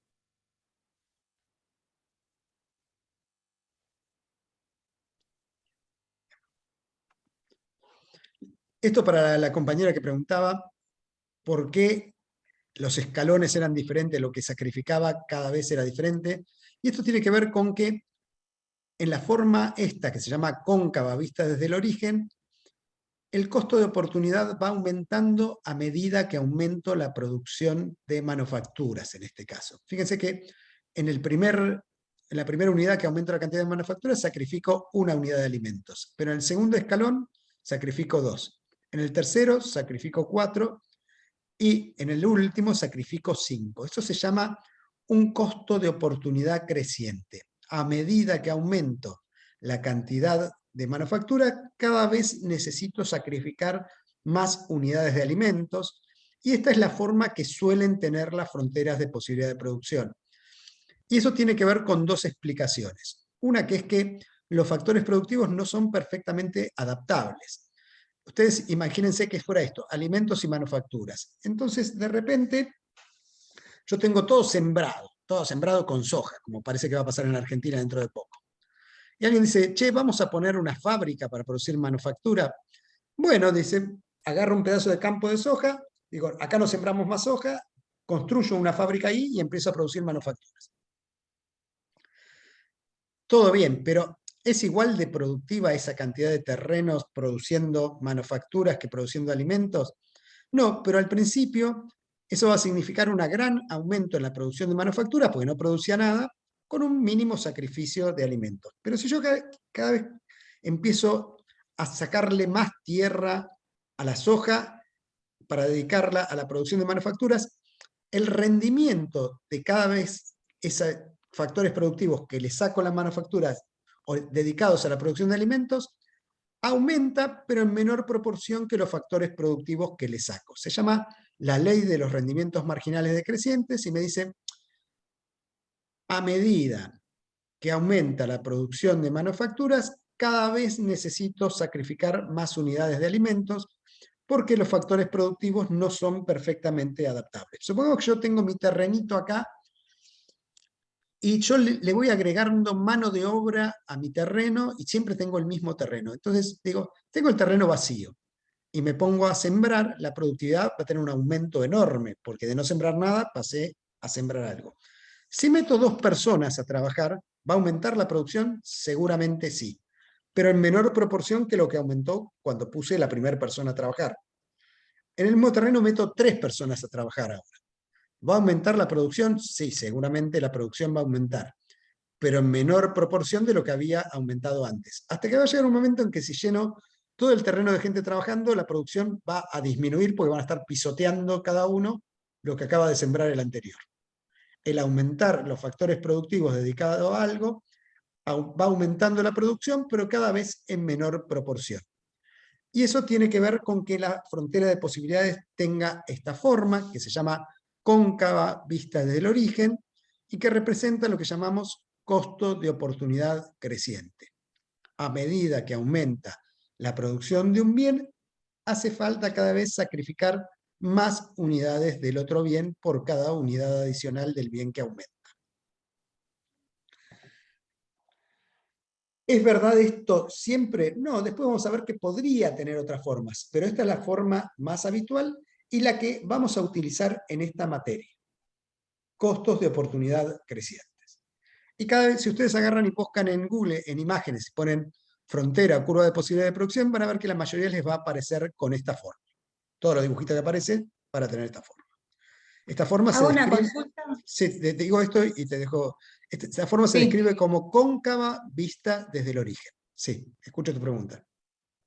Se llama costo de oportunidad creciente, claramente viéndolo desde el eje X de la parte de manufactura, porque si lo vemos desde la parte de alimentos, claramente no es creciente. No, también es creciente, porque nosotros lo que tenemos que ver acá es que la de alimentos, acá hay 5 unidades en este pedazo, entre 5 y 9 hay 4 unidades, acá hay 3, y si lo hago escaloncitos tomando de a uno los aumentos en la producción de alimentos, los escaloncitos te van quedando cada vez más grande también. El costo de oportunidad es creciente para los 2 tipos de bienes. Si en este dibujo, es creciente en sentido de valor absoluto, porque claramente estoy aumentando la cantidad que bajo de alimentos. El costo de oportunidad siempre es en valor absoluto. Entonces, Sí. si yo aumento la cantidad de alimentos, cada vez necesito sacrificar más unidades de manufacturas por cada unidad de alimentos que aumento. Por ejemplo, en este lugar acá, por cada unidad de alimentos que aumento, acá aumenté 5, sacrifico 0,20 de manufacturas. 1 dividido 5 da 0,20. En este tramo, el costo de oportunidad de los alimentos es sacrificar 0,20 unidades de manufacturas, 1 dividido 5, por cada unidad de alimentos. En este tramo de acá, por cada 4 unidades de alimentos que aumento, sacrifico una unidad, o sea que me da 0,25. De 0,20 pasé a 0,25 de costo de oportunidad. Si vengo a este tramo de acá, 1 dividido 2, 0,5 valdría el costo de oportunidad de los alimentos yendo en esta dirección. Debo sacrificar 0,5 unidades de manufactura por cada unidad de alimentos, y acá da 1. O sea que el costo de oportunidad, a medida que aumento la cantidad de alimentos, varía de 0,20 a 0,25 a 0,5 y a 1. El costo de oportunidad aumenta a medida que aumenta la producción de alimentos. El costo de oportunidad es creciente para los dos bienes. Perfecto, se entendió.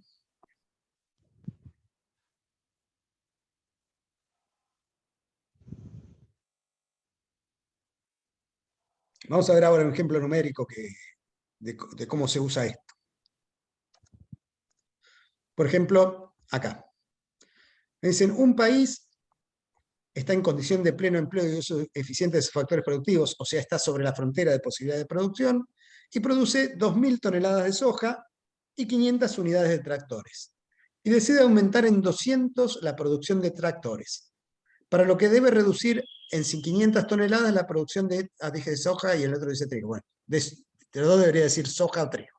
Debe reducir en 500 toneladas la producción de trigo o soja. ¿Cuál es el costo de oportunidad de los tractores? Entonces digo, bueno, tengo dos bienes, soja y tractores. Voy a arreglar esto ahora porque me lo merece. Y vuelvo en un segundo. Debería decir soja las dos veces. Y ahí lo arreglo. De soja. Bien.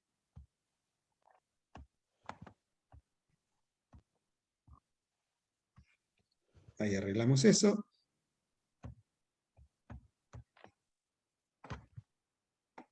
Ahí está. Entonces, como está haciendo uso eficiente de los factores productivos, si aumenta la producción de tractores, tiene que reducir la producción de soja. ¿Cuál es el costo de oportunidad de los tractores? Entonces digo, tengo dos bienes, en este caso, o dos tipos de bienes, en este caso los dos bienes son soja y tractores. Dibujo mi eje, en un eje pongo soja y en otro pongo tractores. Yo, por una cuestión de orden personal que les recomiendo, dibujo en el eje horizontal el bien que aumenta. Siempre dibujo en el eje horizontal el bien que aumenta. Entonces sé, la situación inicial se vería así, tengo soja y tractores y produce 2.000 de soja y 500 tractores.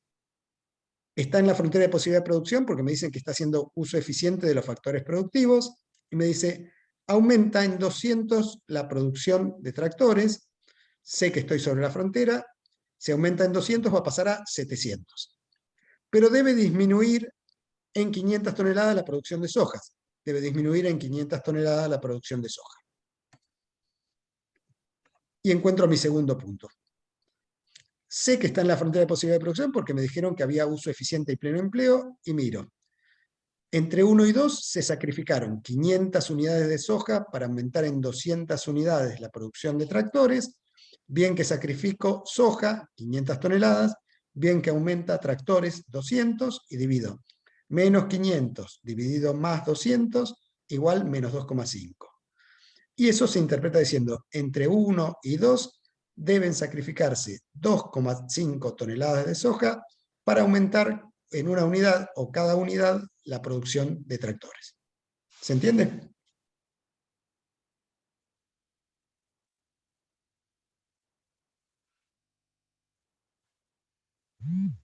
Sí. Y usted me dice, ¿hace falta hacer el dibujo? Yo si no lo hago, lo necesito pensar con el dibujo.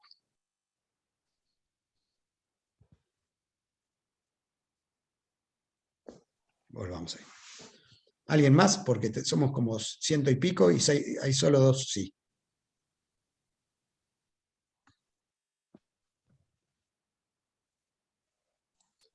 Yo tengo una pregunta. Sí. Entonces ese 2,5 que nos da vendrían a ser toneladas. O sea, ¿Por qué? lo representamos con Sí, eso. porque estoy sacrificando toneladas de soja. Y lo estoy midiendo la Bien. soja en toneladas, los tractores en unidades.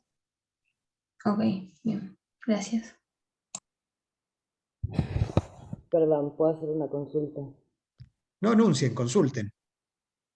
Si sacrifico 2,5 toneladas de soja para una unidad de tractores, para Sí. un tractor solo, Sí. ¿debiera multiplicar por 200 para obtener el costo de oportunidad de fabricar 200 tractores más?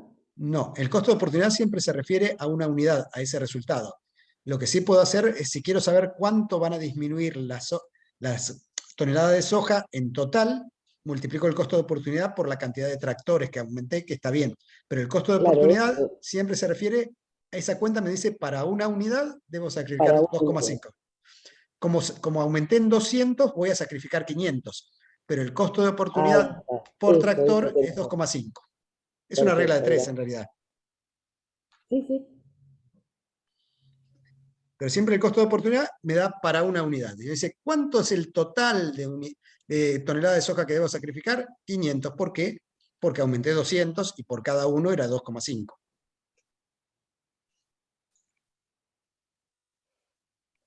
Hay dos preguntas en el chat que no puedo ver. A ver si puedo A verlas. ver, ahí te las Estrella. Acá preguntan si va en sentido, esto habían preguntado antes, si va en sentido contrario, ¿sería costo de oportunidad decreciente? Creo que eso ya estaba hablado, ¿no? No, costo de oportunidad siempre es creciente. Si fuera en sentido contrario, sería costo de oportunidad de la soja. Si va en sentido contrario, disminuyo la producción de tractores, aumento la producción de soja. Entonces tendría menos 200 dividido más 500, si fuera del punto 2 al punto 1, y eso me daría 0,4. Me dice, por cada tonelada de soja debo sacrificar 0,4 unidades de tractores. Bien, y después la otra pregunta dice, ¿lo que está en rojo deberíamos responder para explicar el resultado? O sea, En realidad la pregunta completa se contesta así, pero se pregunta diciendo, interprete el valor obtenido, muchas veces te dice. Calcule el costo de oportunidad e interprete el valor obtenido.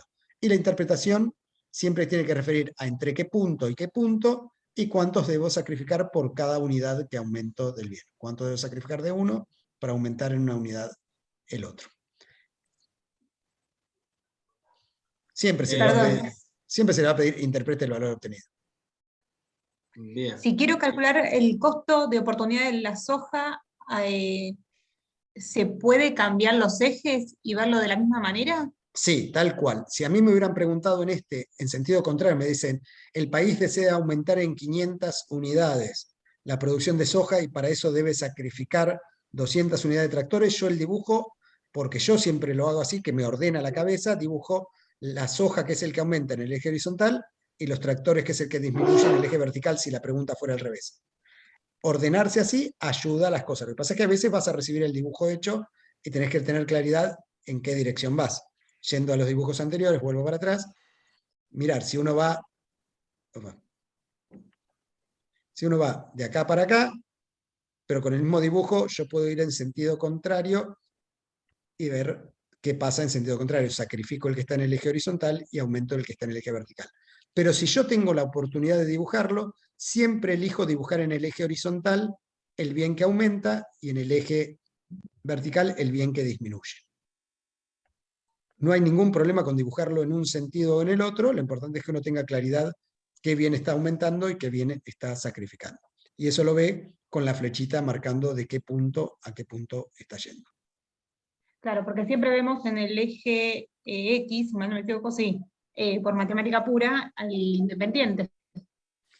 Sí. Sí, bueno, es que acá en principio cada magnitud depende de la otra, no hay una variable en sentido estricto dependiente y una independiente, porque cada vez que aumento la cantidad de uno tengo que sacrificar la del otro.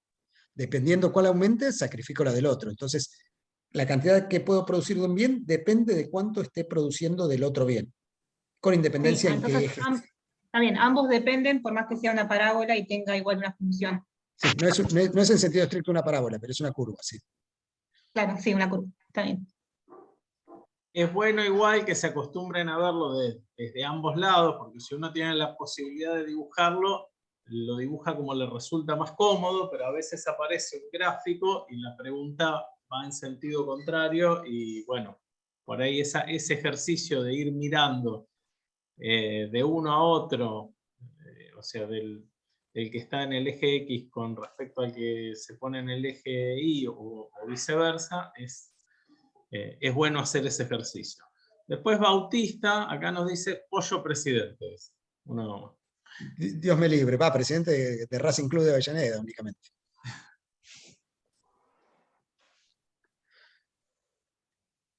Bien. Algunas observaciones. Recordemos que cuando se pasa de combinaciones accesibles a otras accesibles, se llama cambio en el nivel de actividad económica. Como era lo que vimos acá en el punto F. Si yo paso del F al C, del F al B, del F al D o del F al H, otro punto que también es accesible e ineficiente, no hay costo de oportunidad. Solo hay costo de oportunidad cuando uno está sobre la frontera de posibilidad de producción, que necesita sacrificar de un bien para aumentar la producción del otro. Si me estoy moviendo entre puntos ineficientes o de puntos ineficientes a puntos eficientes, no hay costo de oportunidad, porque no tengo necesidad de sacrificar nada, porque no estoy haciendo pleno uso de los factores productivos o estoy haciendo un uso ineficiente de los factores productivos. Solamente hay costo de oportunidad en los puntos que están sobre la frontera de posibilidades de producción. ¿Se entiende?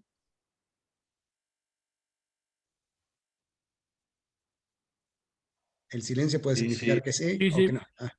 Sí, sí, se entiende. Lo que no significa que esos puntos H y F no puedan estar en la combinación de la tabla de la E. En la tabla no van a estar porque no son puntos sobre la frontera de posibilidad de producción, y la frontera de posibilidad de producción es lo que está en la tabla. Ahora, no significa que el país no pueda producir entre esos puntos. Siempre el país puede producir menos que los máximos posibles.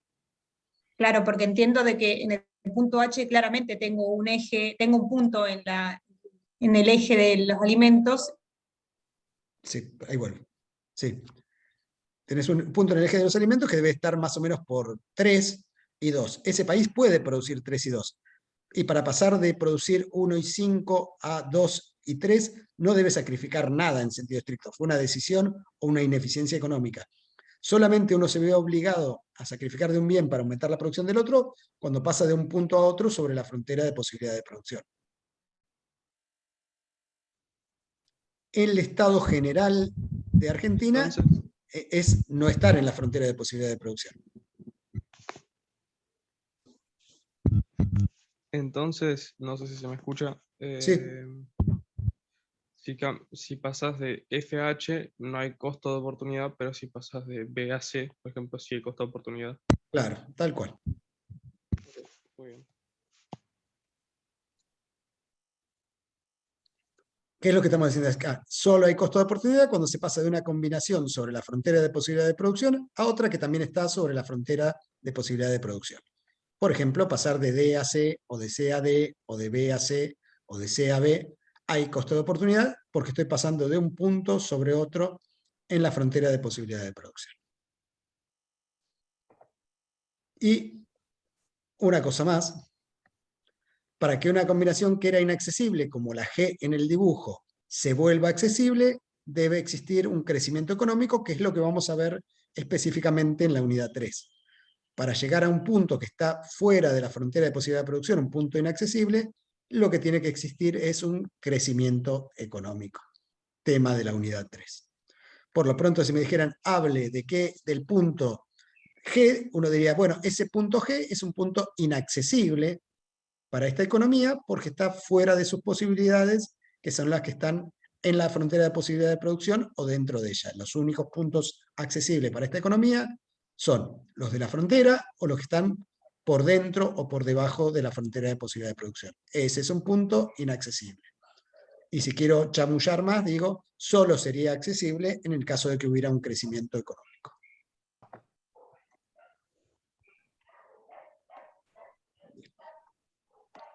Vamos a hacer una pausa. Una pregunta. Sí.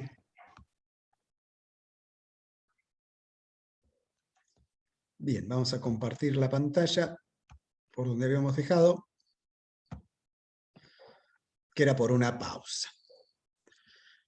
Entonces, el tema es cómo decide un país en cuál punto de la frontera de posibilidad de producción producir, o cómo decide un país qué combinación de bienes o servicios producir en un momento determinado.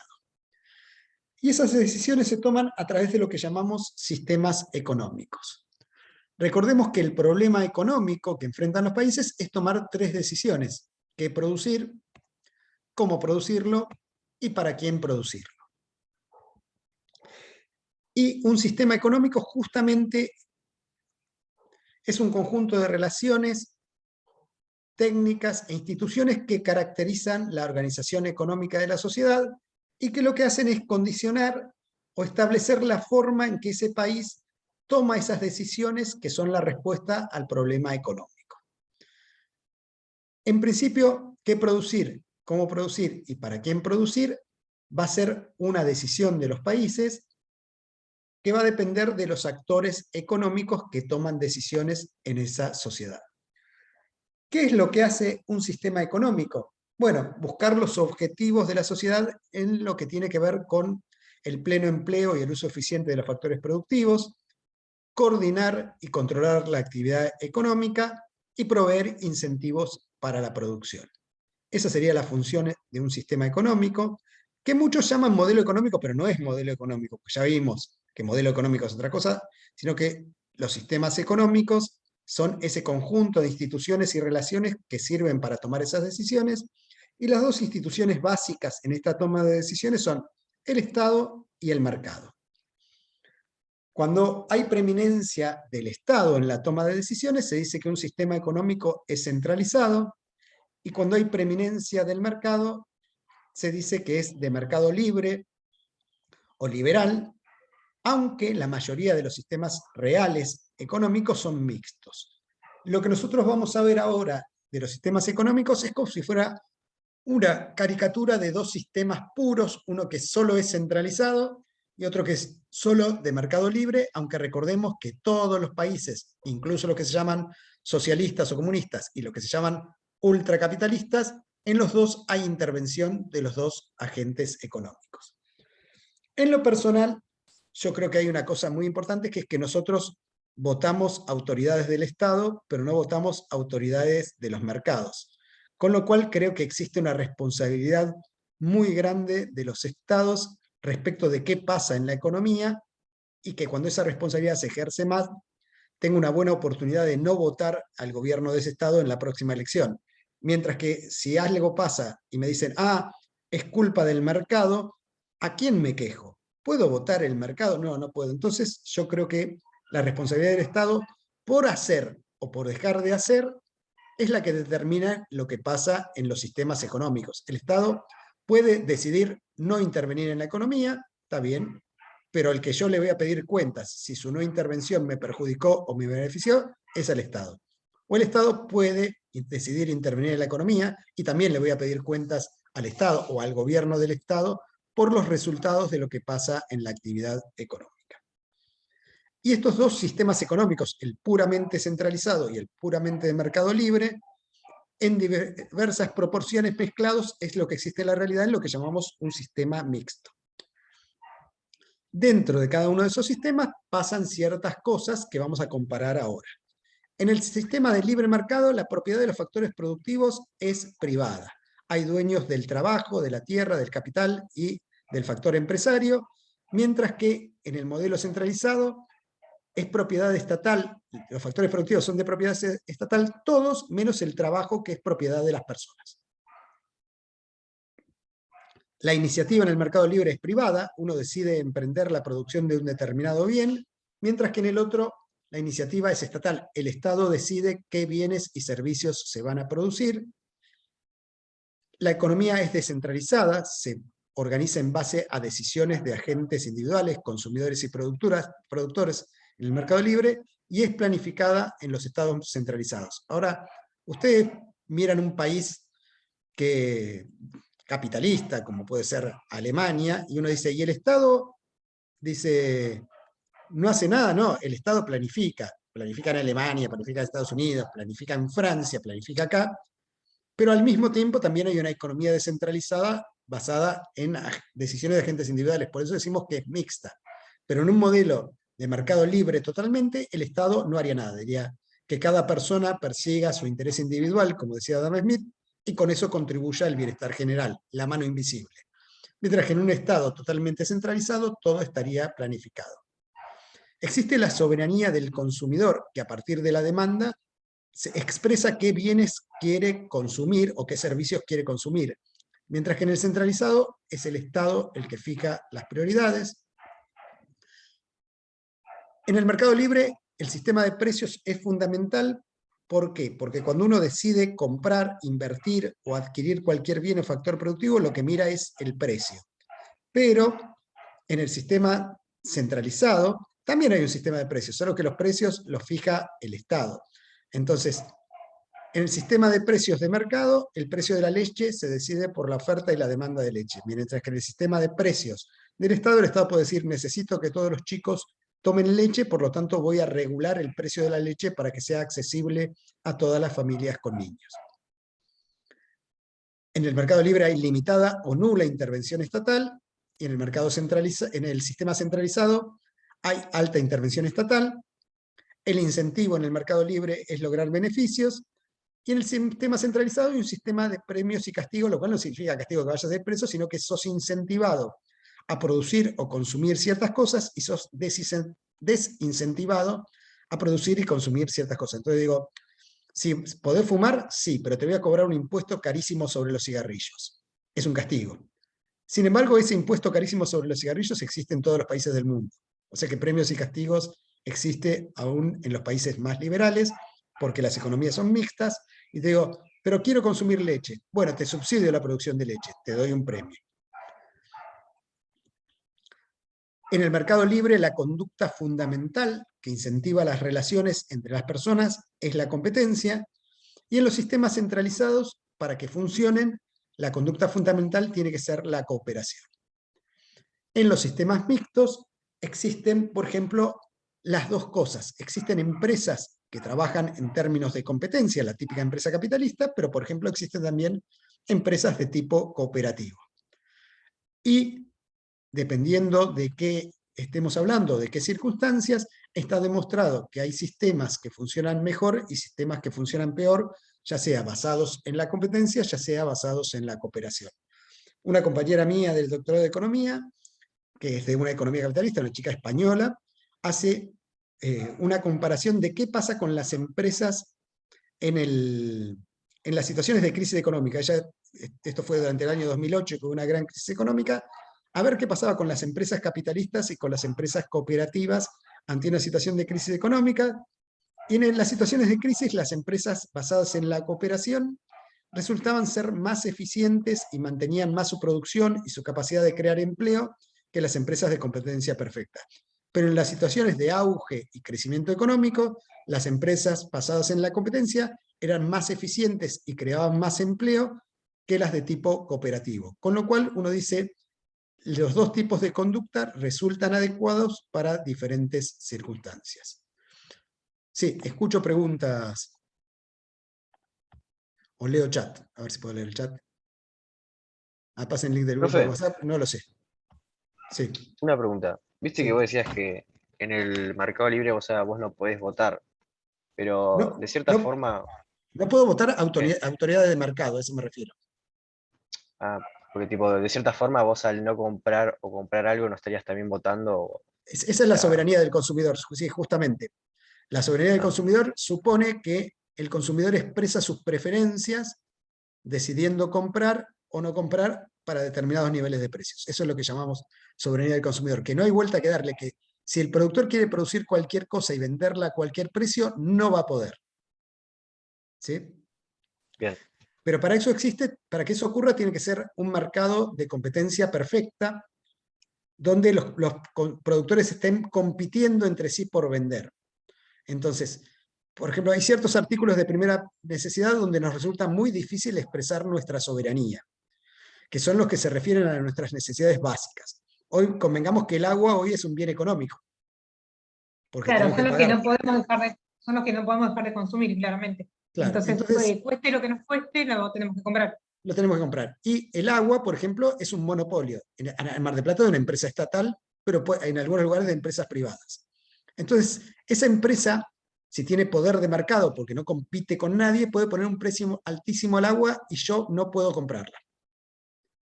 O no puedo comprarla, o tengo que gastar todo mi dinero en comprarla porque no puedo renunciar a comprarla. Entonces mi soberanía como consumidor se ve restringida por lo que es un mercado concentrado con poder de mercado.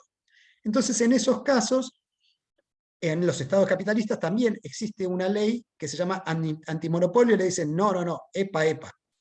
O no podés ser un monopolio, o si sos un monopolio, te voy a regular los precios o tarifas. No podés cobrar cualquier cosa, porque tenés poder de mercado y en este caso no se puede ejercer la soberanía del consumidor. Acá hay una ley nacional de defensa de la competencia que dice que tiene que haber un tribunal de defensa de la competencia que no existe. La ley tiene como 30 años y nunca se conformó el tribunal de defensa de la competencia. Pero todos los países, aún los más capitalistas, controlan esos mercados que se vuelven monopólicos y que no te dejan soberanía del consumidor. O sea, la competencia y el mercado existen si el Estado propicia la competencia entre los agentes del mercado, pero si no hay competencia, el Estado interviene en todos los países. ¿Algo más? Cuando se habla de cooperación en el sistema centralizado, podemos decir que también entraría lo que es subsidios y demás a las empresas. No, ¿Se puede eso tomar existe. como cooperación a eso? No, O... cooperación como conducta entre los agentes económicos. Nosotros somos educados en un modelo competitivo. Nosotros agarramos y nos enseñan desde la escuela que tenemos que sacarnos más nota que el otro, que la nota es nuestra y no la compartís. Vos te sacás tu nota y no importa cómo le va al otro. Entonces se fomenta una estructura de competencia porque somos educados para movernos en un sistema capitalista.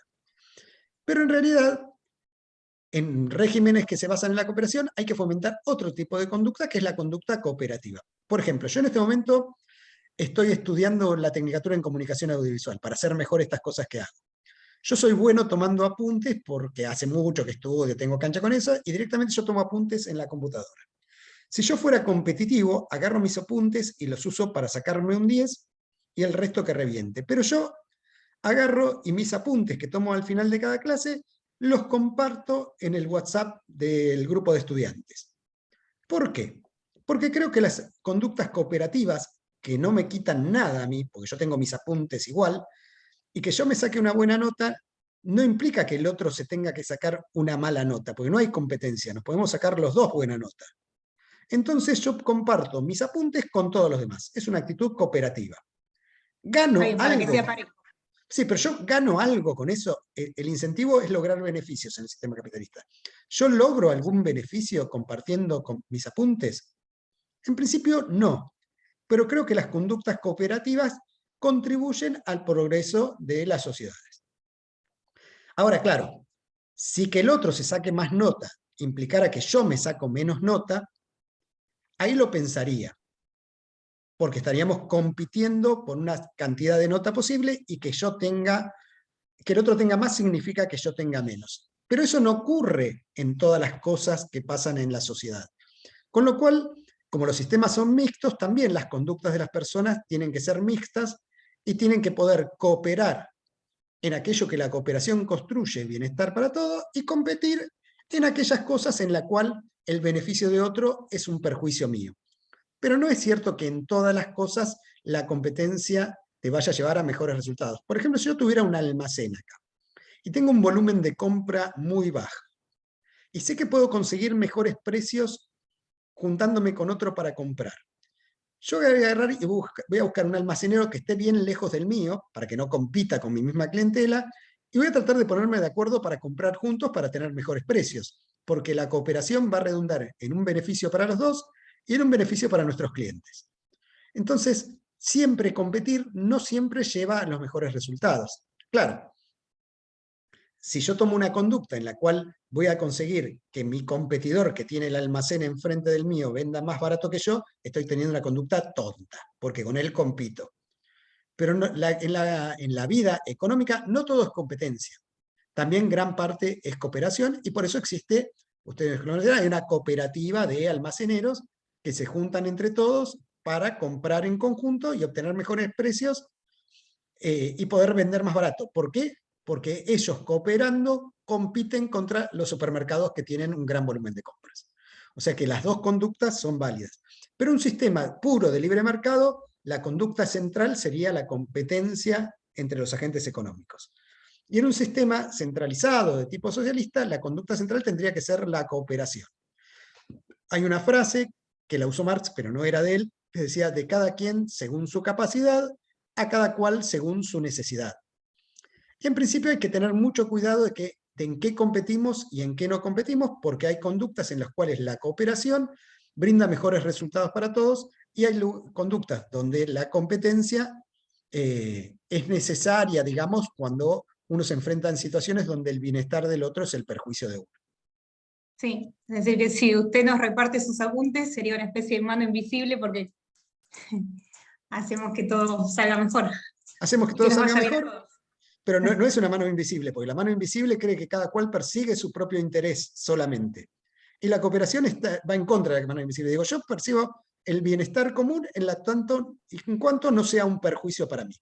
Si yo escribo un buen apunte que le puede servir a otro, prefiero que lo use otro, porque yo me siento mucho mejor sabiendo que el tiempo que gasté escribiendo esos apuntes de clase le va a servir a más gente que a mí solo. En lo personal, yo me siento mejor. ¿Y eso es racionalidad económica? No, es racionalidad humana. Y tiene que ver con lo que Adam Smith pensaba en un principio, que era el freno al egoísmo, que decía, lo llamaba sympathy, que hoy lo traduciríamos como empatía, que es poder ponerte en el lugar del otro. Sí, me sacó la palabra de la boca.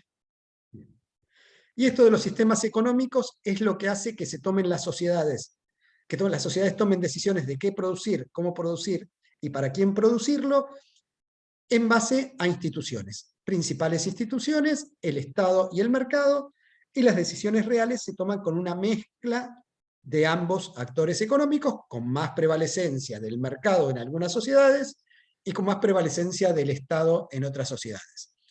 Pero en todos los casos existen las dos conductas, cooperación y competencias, premios y castigos y logro de beneficios. Lo que pasa es que en algunas en mayor grado decide el mercado y en otras en mayor grado decide el Estado.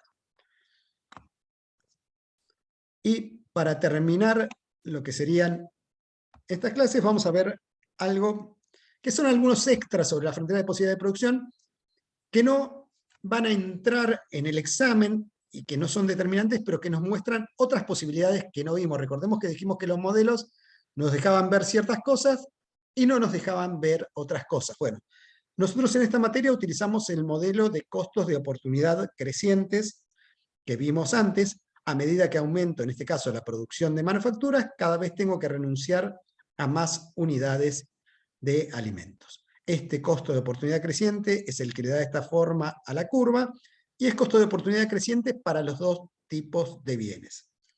Podría pasar que los costos de oportunidad fueran constantes. En ese caso, la frontera de posibilidades se ve como una recta, y siempre tengo que sacrificar la misma cantidad de alimentos para aumentar en una unidad la producción de manufacturas.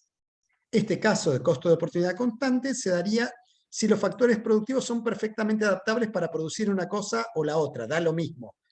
Entonces, en cualquier momento yo decido cambiar de alimentos a manufacturas o de manufacturas a alimentos y siempre sacrifico proporcionalmente las mismas cantidades. Se dice que los rendimientos marginales son constantes. Siempre se sacrifica la misma cantidad de un bien para aumentar en una unidad la producción del otro bien. Es un caso raro, pero podría ser si los dos tipos de bienes que produzco requieren exactamente los mismos factores productivos. Entonces, probablemente, si mi elección está entre producir trigo y maíz, los costos de oportunidad sean constantes. Siempre sacrifico la misma cantidad de hectáreas de maíz para producir más hectáreas de trigo, con lo cual los costos de oportunidad podrían ser constantes, porque son dos bienes sustitutos en la producción casi perfectos. Y también podría haber costos de oportunidad decrecientes, en lo cual cada vez sacrifico menos unidades de un bien para aumentar en una unidad la producción del otro bien, y la frontera de posibilidad de producción se vería convexa. Ninguno de estos dos lo vamos a usar en la materia, pero si pasara esto es cuando a los países les conviene especializarse. Los recursos son más productivos especializados y serían esos países que comentábamos en la pausa que se especializan en un solo tipo de bien, como los países petroleros que solo producen petróleo, o Chile que especialmente produce cobre. Entonces, los recursos especializados son más productivos que produciendo ambos tipos de bienes, aunque este es el caso raro, y lo normal es que los países estratégicamente decidan producir dos tipos de bienes. O sea que la frontera de posibilidad de producción puede tener otras formas, pero la forma que vamos a considerar en esta materia es esta: costos de oportunidad crecientes. Perdón, esta de acá. Ahí vuelvo para atrás. Esta, la que es cóncava vista desde el origen.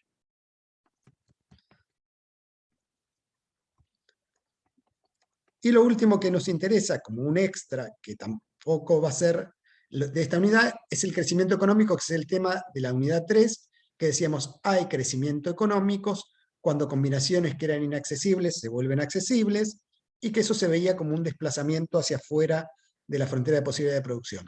Y esto lo retomamos en la unidad 3, pero lo menciono ahora porque es pertinente con el tema.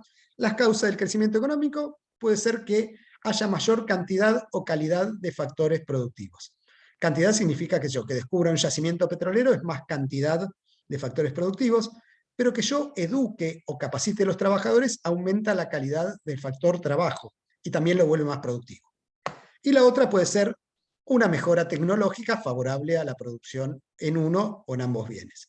Recordemos que dijimos que podía haber crecimiento económico o decrecimiento. Decrecimiento cuando se destruyen factores productivos o hay obsolescencia tecnológica. Siempre el crecimiento económico se mide entre periodos de tiempo. No puede haber al mismo tiempo dos fronteras de posibilidad de producción en un país. Hay una en un momento y otra en otro periodo de tiempo. Y el crecimiento económico se ve como un desplazamiento hacia afuera de la frontera de posibilidad de producción.